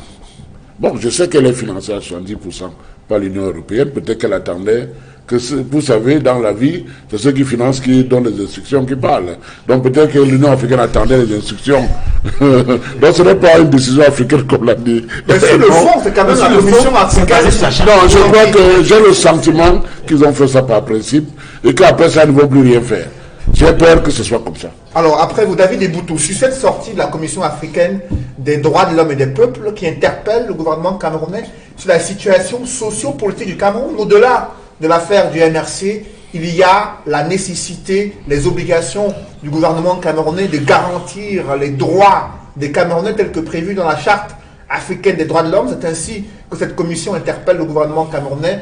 Et vous venez de suivre Robert Moté Ambassa. Pour lui, c'est juste un communiqué qui n'a aucun effet dissuasif, qui ne peut vraiment impliquer ou inquiéter le gouvernement camerounais? D'abord, je suis à peu près sûr, à 100%, que le gouvernement ne réagira pas. Simplement parce que ça vient de l'Union africaine. Et le Cameroun, comme beaucoup d'autres États africains, considère l'Union africaine aujourd'hui, l'institution Union africaine aujourd'hui, comme étant un gros machin. Donc, qui ne sert à rien, une grosse coquille qui réunit les chefs d'État une ou deux fois par an pour des photos de famille. C'est une espèce de syndicat de chefs d'État. Vous voyez le siège lui-même financé par la Chine, financé par les autres, et les États contributeurs, membres. Il n'y a encore aucun intérêt, aucun crédit. Alors, vous parlez de la Commission africaine des droits de l'homme, de ce côté-là, qui sort en communiqué. Il y a quelque temps d'ailleurs, cette commission-là faisait juste des communiqués, faisait des remarques, et se limitait à des simples critiques. Mais on voit très bien que depuis quelques années, leurs communiqués, leurs rapports sont assortis de recommandations.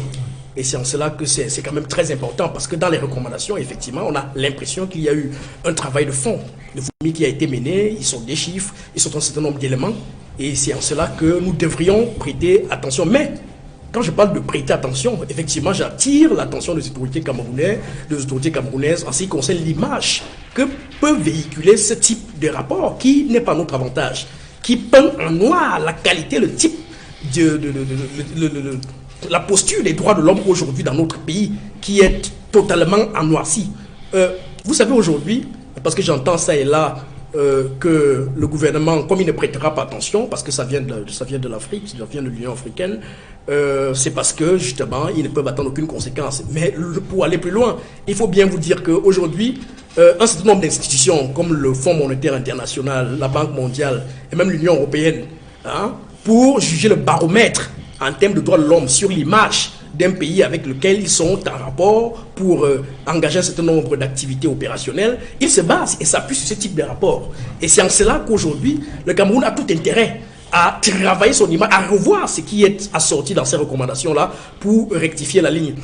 Si on point de vue strictement empirique dans les expériences, on sait que le Cameroun ne fera pas attention à ce rapport-là. J'ai encore en mémoire le même rapport de cette commission-là il y a quelques années sur le cas de Jean-Marie à Tanganambara, dont cette même commission a demandé la libération immédiate et puis le dédommagement à hauteur de 400 millions de francs. Il n'y a plus rien eu par la suite. Donc, on est un peu habitué, c'est en cela que je suis convaincu qu'ils vont laisser ce communiqué faire l'effet du temps et ils n'y répondront pas dans cette posture de complexe néocolonial qui veut que si ce rapport avait été produit peut-être par une petite institution au sud de la Belgique, on aurait répondu, il y aurait eu une conférence de presse gouvernementale, etc. Mais comme ça vient de la Commission africaine, des frères Labanjoul, vous verrez très bien que le ministre Sadi ne fera aucun effort pour rectifier quoi que ce soit. La Commission africaine des droits de l'homme qui condamne l'usage excessif de la force et l'usage de la force létale contre des manifestants et civils non armés durant des manifestations qui se sont déroulées le 26 janvier 2019 avec vous, Olivier Ekoka, sur la situation du professeur Kamto et ses alliés politiques, parmi lesquels Christian Penda Ekoka, qui est à la tête du mouvement Agir et qui soutient le MRC dans sa quête politique. Comment appréciez-vous cette sortie de la Commission africaine des droits de l'homme et le fait que plusieurs panélistes ici, sur droit de réponse, estiment que le gouvernement n'y accordera aucune attention? Je pense que s'ils n'ont pas souvent accordé l'attention sur d'autres faits, cette fois-ci, ça va plus loin. Parce que je crois qu'ils ont eu des rapports. Les chiffres aujourd'hui sont là, ça parle. Et ces rapports peuvent être constatés. Donc, ils sont dans leur posture aujourd'hui et ils sont dans leur rôle. La Commission africaine des droits de l'homme, je pense qu'en pendant ce communiqué, ils se disent qu'il faudrait que cette fois-ci, le gouvernement camerounais tienne compte. Parce qu'eux aussi, certainement, ils ont des pressions pour l'instant. Après, parce que si ce communiqué vient après la visite de Tibor Nadir au Cameroun, ça peut sous-tendre quelque chose. Donc je pense qu'ils sont dans leur posture, ils pondent un communiqué comme ça maintenant, c'est parce qu'ils ont compris qu'il est temps, n'est-ce pas, de prendre aussi leurs responsabilités, s'ils ne l'ont pas fait souvent. Donc je ne suis pas tout à fait d'accord avec ceux qui pensent que ça va être comme les fois précédentes. Je crois que là, cette fois-ci, on est parti pour que le problème trouve une solution.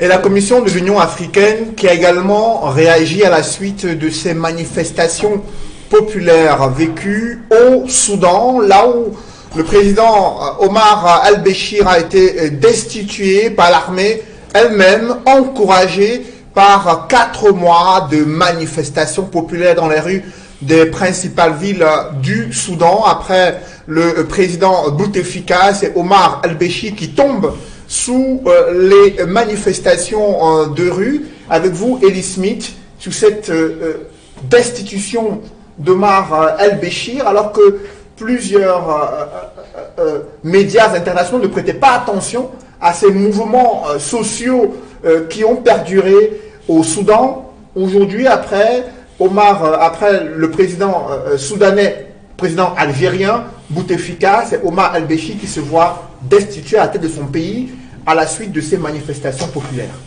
Oui, c'est tout à fait ce que tout le monde qui connaît le Soudan attendait depuis.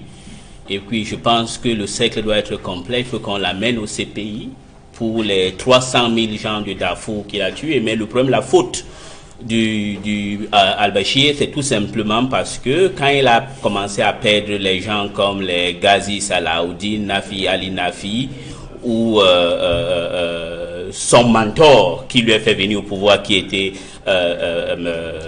Al-Tourabi, c'était tout à fait prévisible qu'il va tomber. Et puis le problème aussi, c'est la crise économique aiguë, parce que quand un pays est en crise et elle n'est pas capable de gérer, voilà un peu le problème. Et autre chose, c'est l'esprit patriotique de l'armée soudanaise. L'armée soudanaise, c'est une armée un peu comme l'armée algérienne, qui est populaire, mais qui aussi a orchestré tout ça. Parce que quand tu as un leader qui se prend pour Dieu, à un certain moment, il fait un peu laisser que les gens manifestent. Donc pour moi, c'était tout à fait prévisible, mais c'est quelqu'un, Béchir est quelqu'un qui est normal, qui est bien pour causer avec, mais c'était tout à fait normal. Il a présidé à la désintégration du Soudan, il a présidé au massacre de 300 000 Soudanais de Darfour. Et quand il a même fait les réformes au sein du Congrès national, il a fait venir le chef du Janjaweed, monsieur Ahmed Haroun. Quand vous prenez un monsieur qui a présidé contre le massacre des gens de 300 000, vous amenez, c'est tout à fait normal qu'un jour, ça va vous arriver. Il avait enlevé monsieur Mohamed Haroun, il l'a amené au Sud Kordofan comme gouverneur, mais quand il a vu cette remontée du peuple contre lui, il lui a fait revenir, mais ça n'a pas aidé. C'est tout à fait normal, c'est le peuple qui parle, mais aussi il faut avoir une armée qui a un esprit national et de libération.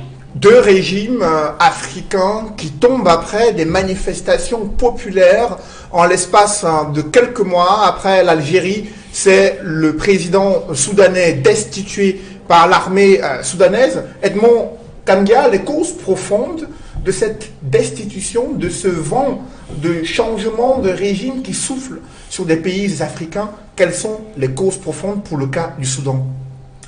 Pour l'Algérie comme pour le Soudan, je pense qu'il y avait le feu sous la cendre. Dans les 2 cas, il y a beaucoup de similitudes, même comme il y a des spécificités. Au niveau des similitudes, il faut dire qu'en Algérie comme au Soudan, les populations en avaient déjà marre de la longévité politique du président. Dans un premier temps, en ce qui concerne la Bouteflika, il était au pouvoir depuis 1999, c'est-à-dire depuis 20 ans. Au Soudan, c'était depuis 30 ans. Dans l'un comme dans l'autre cas, ils n'ont pas été à même à gérer de manière efficace un certain nombre de problèmes sociaux et économiques qui interpellaient les populations. Et dans le cas soudanais, c'était encore plus grave. Dans le cas soudanais, c'était beaucoup plus grave parce que après l'indépendance obtenue par les dirigeants du Soudan du Sud en 2011, le Soudan s'est retrouvé dans une situation très compliquée parce que le Soudan du Sud était vraiment cette partie de l'ancien Soudan qui avait la manne pétrolière. Donc le Soudan a été dépouillé de manière aux 3/4 de la manne pétrolière. Maintenant, il fallait gérer les autres ressources économiques qui ne suivaient pas. C'est-à-dire avec les sanctions, il ne faut pas oublier, il y a eu les sanctions économiques américaines qui n'ont pas tari du tout contre le régime de Khartoum. Et je peux même dire que le régime de Khartoum a pu suivre jusqu'à aujourd'hui grâce à l'Union africaine. Et je pèse mes mots. Parce qu'à un moment donné, en 2009 comme en 2010, lorsque la Cour pénale internationale émet 2 mandats contre Omar el-Béchir pour crimes de guerre, crimes contre l'humanité, notamment et du génocide, qui a fait 300 000 morts dans le Darfour, alors qu'il est interpellé avec beaucoup de fermeté par la CPI et la communauté internationale, c'est l'Union africaine qui décide que Omar el-Béchir ne sera pas extradé. Dans une sorte de, je ne veux pas dire machination, de complot, un certain nombre de dirigeants africains estiment, après la fin Gbagbo, qu'on ne doit plus jamais extrader un chef d'État africain en fonction. Donc, c'est sur cette astuce qu'ils ont réussi, que l'Union africaine a permis à Omar el-Béchir de rester au pouvoir. Ça, c'est une chose très importante qu'il faut comprendre. Parce que c'est ça qui a empêché le peuple, à un moment donné, d'aller jusqu'au bout de sa logique. Mais il a fallu de peu. Parce que vous savez, vous pouvez rendre la situation du peuple très compliquée pendant des décennies. Mais il vient un moment où ce n'est plus possible. Et il suffit seulement d'un prétexte, c'est-à-dire que la goutte d'eau qui fait déborder le vase. Et dans le cas du Soudan, c'était le prix du pain qui avait triplé. Le 19 décembre 2018, les populations se jettent dans la rue. Ils disent qu'on n'en peut plus. Le prix du pain a triplé. La situation des populations, les revenus ne sont pas maintenus. Ça grave plutôt. C'est-à-dire que le panier de la ménagère est vide pratiquement. Donc le peuple se jette dans la rue. Et vous savez, pourquoi est-ce que... Parce qu'il y a une chose importante à retenir. Pourquoi est-ce que l'armée a décidé de soutenir les manifestants? Ce qu'on n'a pas beaucoup vu ailleurs. Il y a eu le cas, c'est vrai, algérien. Il y a le Zimbabwe également. Il y a le Zimbabwe. On peut faire les liens entre les deux. Mais restons au Soudan. Vous dit, l'armée a décidé de soutenir les populations. On a même vu comment l'armée s'est opposée à la police, aux agents de renseignement, aux forces de sécurité qui s'attaquaient avec les gaz lacrymogènes aux populations manifestantes. C'est parce qu'à un moment donné, la même armée qui a servi loyalement, fidèlement Omar el-Béchir s'est rendu compte que maintenir Omar el-Béchir était devenu contre-productif pour le pays, compte tenu des messages qui leur étaient rapportés par rapport à la communauté internationale et par rapport même à la situation des droits de l'homme et à la situation économique du pays. C'est pour cela que l'armée a rapidement soutenu les populations. Et voyez ce qui se passe ces jours-ci. Après Béchir, Omar el-Béchir, c'est le président du conseil du militaire de la transition qui a démissionné sous la pression populaire. C'est également le chef du service de renseignement qui a démissionné. C'est-à-dire entre jeudi dernier, c'est Omar el-Béchir qui démissionne, vendredi, c'est le président du conseil militaire, samedi, c'est-à-dire hier, c'est le chef du renseignement. Les populations maintiennent la pression et demandent l'arrivée au pouvoir d'un gouvernement civil. Ils l'ont promis, celui qui remplace, parce que c'est un autre général, Abdel El Fattah, comme par hasard, comme El Fattah Sisi. Parce qu'en Égypte, au-dessus, c'est un autre Fattah. Mais espérons que ce El Fattah, ce général, sera un peu différent de celui de l'Égypte. Restons sur les causes. Pour ne pas confisquer. Restons sur les causes profondes de cette destitution, de cette chute des régimes dictatoriaux en Afrique. Avec vous, David Eboutou, le Soudan, aujourd'hui, pas très éloigné du Cameroun en termes de frontières, mais également la situation économique dans ce pays qui a asphyxié les populations qui sont sorties dans les rues. Tout est parti de l'augmentation des prix du pain, des problèmes socio-économiques qui ont débouché sur des critiques du système de gouvernance en vigueur depuis une trentaine d'années. Comment expliquer qu'en Afrique, il y a toujours ces dirigeants qui restent et manœuvrent pour s'éterniser à la tête de leur pays, oubliant de répondre aux préoccupations socio-économiques de leur peuple? Non, je suis entièrement d'accord avec la lecture de Bokiapga qui rappelle un certain nombre de causes endogènes aujourd'hui qui font que j'espère que ceux qui sont au pouvoir et qui ont pris la fonction présidentielle comme une fonction de notaire vont pouvoir s'en inspirer et commencer à réajuster le pas. Si vous prenez le cas de l'Afrique centrale, il y a 3 présidents là-bas, 3 ou 4 qui ont confisqué un siècle et demi le pouvoir est seul. J'espère qu'en interprétant les signes du temps, comme je disais dans mon prologue de cette émission, ils devront comprendre que les choses ont changé. Parce qu'il y a une dynamique populaire aujourd'hui qui fait que, avec l'avènement des nouvelles technologies d'information, de la communication, les réseaux sociaux, etc., l'information fonctionne de façon instantanée. Et une seule actualité peut amener le peuple à s'indigner, à se retrouver dans la rue et puis à faire basculer les choses. Donc les choses ne sont plus comme avant. Pour revenir sur le cas du Soudan, vous avez semblé établir un trait d'union tout à l'heure avec un pays comme le Cameroun. Oui, il y a des similitudes parce que quand vous voyez l'indépendance, quand vous interrogez le processus d'indépendance de ces pays-là en 1956, et vous voyez comment le Soudan du Sud, les habitants du Soudan du Sud, qui ne représentent que 13%, qui ont commencé à demander qu'il soit appliqué un régime fédéral, être opposés à des islamistes qui leur disaient il n'y aura pas de régime fédéral, c'est avec nous ou rien, versé dans le déni. Ce qui s'est passé, c'est que ces populations se sont lancées dans une guerre civile qui a pris près de 40 ans. On a assisté à une guerre civile de près de 40 ans, laquelle guerre civile a abouti justement à l'indépendance du Soudan en 2011. Et donc, ça montre quoi? Cela montre effectivement qu'il faut vite voir et interpréter les signes du temps en écoutant les aspirations du peuple pour justement essayer de revoir le modèle d'État qui leur sied.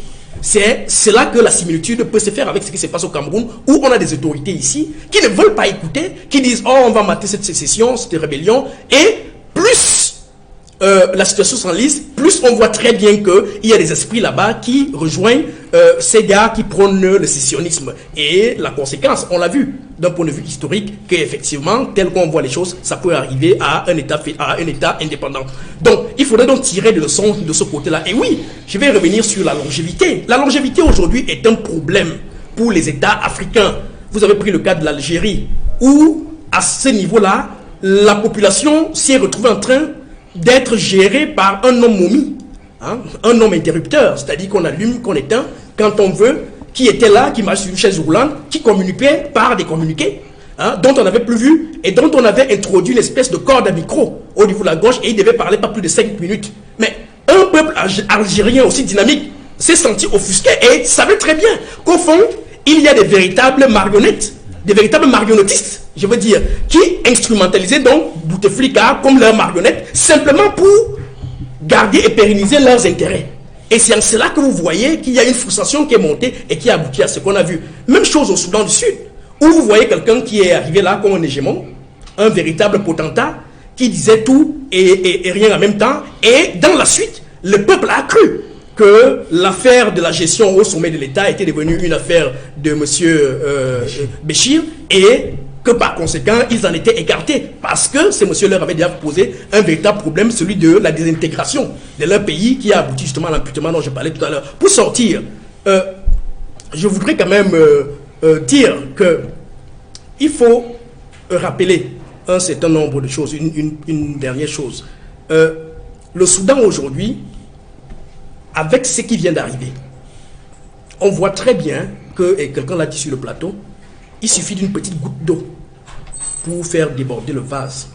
Il y a des colères. Regardez un pays comme le Cameroun, où l'atmosphère est crispée, où les tensions sont palpables. Un jour, je suivais votre émission, j'ai suivi quelqu'un ici dire qu'il marche en paix, le Cameroun est en paix, tout va bien, et tout. Voyez à quel point les esprits sont tendus au Cameroun, et où on continue de tenir un discours quand même qui peut vous blesser dans votre amour propre. Il s'agit aujourd'hui d'interpeller ceux qui s'agrippent encore au pouvoir, de savoir que les choses ont changé. La conjoncture n'est plus la même. Il faut, au moins pour leur sortie, pour leur épilogue au niveau du pouvoir, qu'ils essayent de travailler leurs derniers jours à essayer de rectifier le tir. Et quand je parle de rectifier le tir, je parle d'envoyer des signaux politiques. Envoyer des signaux politiques, nous parlions de crise anglophone tout à l'heure. C'est la libération, par exemple, des prisonniers anglophones. Je causais encore avec l'un des leaders hier, qui s'appelle Mancho Bibichi, le général Ngalim, qui sont en prison et qui ont même écrit au gouvernement pour proposer un certain nombre de solutions. Se proposer comme médiateur, mais on continue à verrouiller, on continue à refuser ce dialogue-là. Vous savez... Il y a justement cette vague déferlante populaire qui souffle dans plusieurs pays africains. L'Algérie, le Soudan, en l'espace de quelques jours, ont vu leur président tomber, démissionner, d'autres être destitués. La pression populaire qui continue en vue d'un changement radical de régime, une soif de démocratie, Robert Moté-Ambassa, qui souffle sur le continent africain, et des panélistes sur ce plateau qui s'inquiètent de ces signaux qui parlent au Cameroun où les esprits sont tendus, où un malaise social s'aggrave et où les dirigeants politiques devraient changer de paradigme. Est-ce que vous partagez ce point de vue? Oui, je partage ce point de vue parce que vous savez, l'expérience a démontré que dans tous les pays de dictature dans le monde, à un moment donné, les gens vivent dans un monde qui n'est pas le leur, c'est-à-dire ils sont quelque part dans un nuage et ils ont l'impression que tout le monde est dans le même nuage, alors qu'ils sont complètement déphasés. Vous savez, des pays de dictature, jamais c'est pas un individu qui arrive au pouvoir, c'est une équipe. Donc il y a un qui est choisi comme patron avec des piliers. Et au fur et à mesure que les piliers commencent à partir, soit par eux-mêmes parce qu'ils ne sont pas contents, soit ils sont virés, soit ils décèdent, il y a de nouveaux qui viennent, qui n'ont pas la même emprise que les premiers sur la population. Et du coup, qu'est-ce qui se passe? On commence à voir, et comme ils mettent 10 ans, 20 ans, 30 ans au pouvoir, on commence à rentrer, on rentre dans la routine. Et dans la routine, il y a quelque chose qui se crée, c'est la lassitude de voir les mêmes tout le temps. Il en a parlé un peu, David. La lassitude de voir les mêmes personnes tout le temps. Et du coup, parmi ces personnes, vous commencez à voir certains qui sont arrogants, d'autres qui sont des turiféraires, d'autres qui font les atalakou. Tout le monde doit parler comme une seule même personne. C'est-à-dire, la pensée unique redevient comme à l'époque du parti unique. Alors que nous sommes dans la pensée plurielle. Moi, j'aime bien prendre mon exemple personnel parce que je ne réfléchis pas comme les autres. Je réfléchis pour le Cameroun. Je soutiens mon chef d'État, mon parti, mais je ne soutiens pas les bandits, les voleurs qu'il y a dans ce parti. Donc, je réfléchis pour le Cameroun. Je peux vous garantir, je le dis ici à Mondo Vision, je suis menacé. Parfois, je reçois des SMS où on voit qu'on va m'assassiner par rapport à mes prises de position. Mais je ne peux pas faiblir. Si le bon Dieu a prévu que je meure assassiné, ça sera ça, je ne peux rien faire. Mais pour revenir au sujet, je pense que les gens doivent tout faire pour essayer de se remettre en question, comme l'a dit David, comprendre que les choses ont changé. Peut-être nous autres, nous avons cette différenciation d'appréciation, de vision, parce que j'ai eu une formation, un parcours professionnel qui m'a fait me déplacer beaucoup dans le monde, j'ai vu beaucoup de choses, donc j'ai un raisonnement métissé, je ne suis pas brut, je ne suis pas à l'état basique.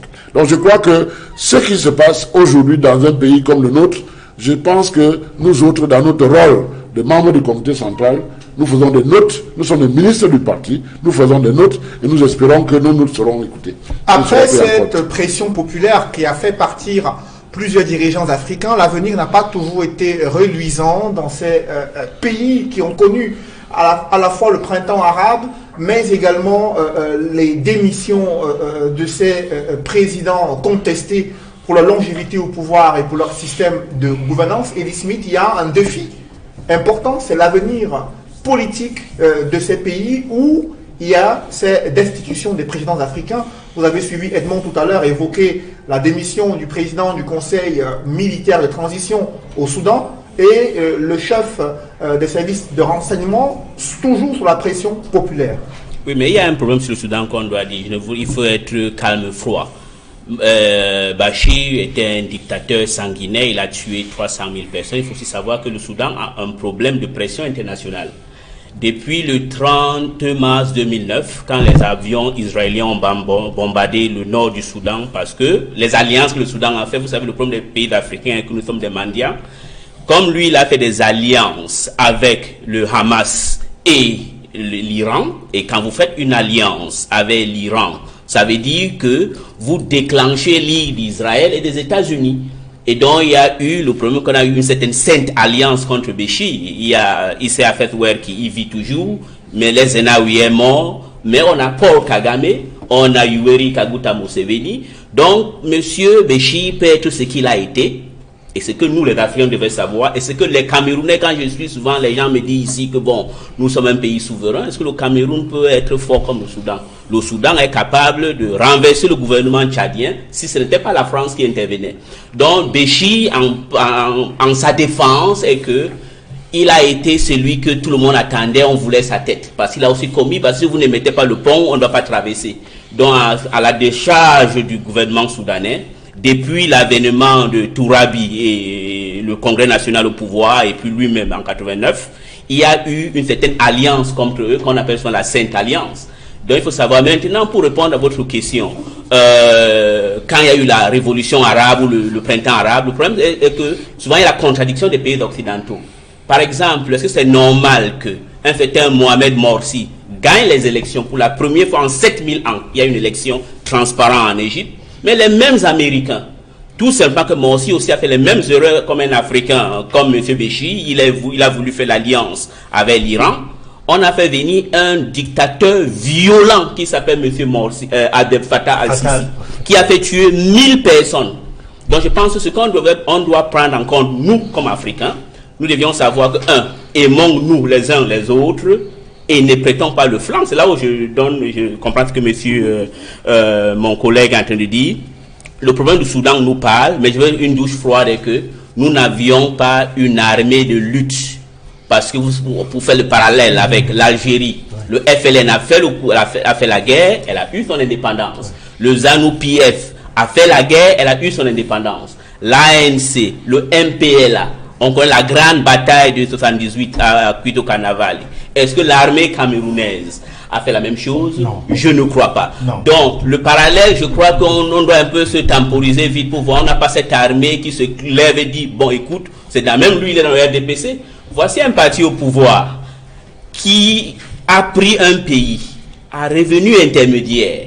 Elle a ruiné. Elle est devenue pays pauvre et endetté. Elle est aussi au bord de la désintégrer. Est-ce que tu as vu le RDPC s'est levé un jour pour dire quelque chose? Non. Lui dit aujourd'hui qu'on le menace. Mais si c'était le ZANU-PF, ou l'ANC, ou le MPLA, ou le FLN, les gens devaient se dire, écoute, la vie de notre pays et ma vie est importante de faire tout. Donc, pour le Cameroun, calmons-nous un peu.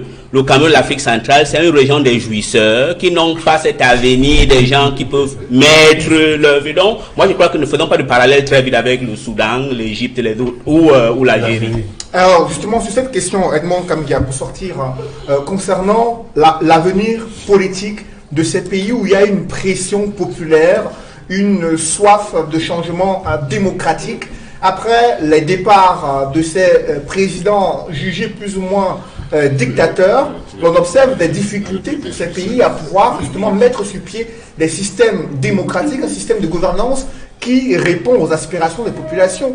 L'on voit aujourd'hui la déception qu'il y a en Tunisie et les critiques formulées en Égypte également contre les nouveaux gouvernements qui essayent tant bien que mal de se mettre en place.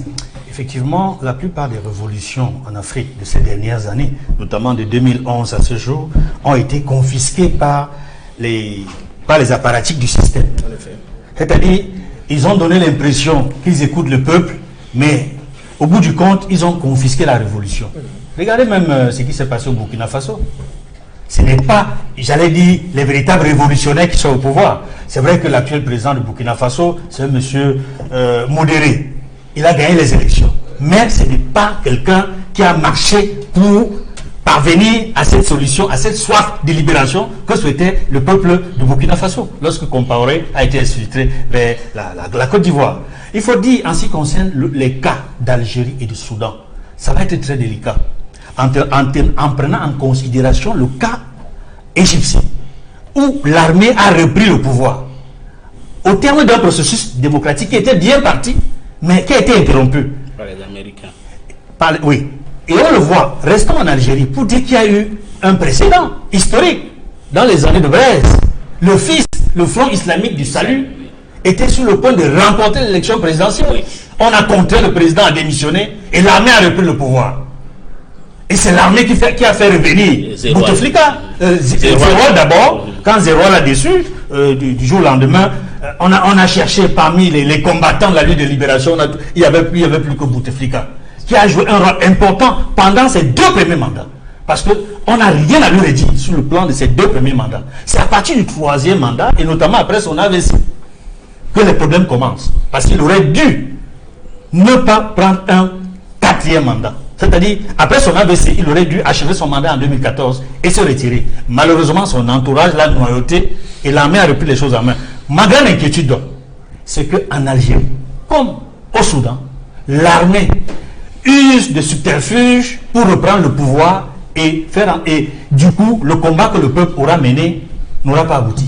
Un mot, David Eboutou, sur les solutions pour justement permettre les mécanismes démocratiques à mettre sur pied pour permettre au peuple de pouvoir justement choisir ses dirigeants et les sanctionner en cas de non-respect des programmes politiques annoncés pour améliorer les conditions de vie des peuples africains? D'abord, on voit très bien que le peuple est capable de façonner sa destinée. À tout moment, il suffit qu'il en soit conscient. Et je rejoins les autres quand ils parlent de cette crainte qui fait qu'on a l'impression que les révolutions populaires connues dans ces pays-là se mutent facilement en révolutions de palais, où les anciens apparatchiks, les anciens pontes finissent par des mécanismes assez subtils, essayer de retourner la chose et s'emparer du pouvoir. Donc, c'est là toute la crainte que ces révolutions du palais soient simplement ce fait qu'il voudrait qu'on a déshabillé Jean pour habiller Pierre. Et en cela, c'est au peuple de contrôler son processus révolutionnaire jusqu'au bout. Parce que, voyez-vous très bien, avec la pression populaire du côté du Soudan, vous avez très bien vu qu'il y a deux messieurs là-bas qui auraient pu confisquer le pouvoir, mais avec la pression populaire, le peuple a pu les amener à la démission. Donc, aujourd'hui, il était question d'exercer une plus haute pression auprès de ces gouvernants, nos gouvernants, pour effectivement permettre qu'ils fléchissent. Parce que, vous savez, c'est un vieux proverbe africain sorti des kémiques profonds qui le dit. C'est le peuple n'appartient pas au roi, c'est le roi qui appartient au peuple. Donc c'est nous qui faisons le roi. Et en retour, nous sommes capables de le faire et de le défaire par notre simple volonté. Merci, messieurs. C'est la fin de cette émission. Merci à vous, Robert Moutet, ambassade, d'être venu sur ce plateau. Merci également, Elie Smith, d'avoir échangé avec nous ce dimanche. Merci à Olivier Ekoka, qui est représentant du mouvement Agir, qui soutient le mouvement pour la renaissance du Cameroun. Merci Edmond Kanga, éditorialiste consultant sur droit de réponse. Et merci David d'avoir participé à ce débat. Mesdames, messieurs, c'est la fin de cette émission. Merci de l'avoir suivi. Merci de rester sur Equinox Télévision.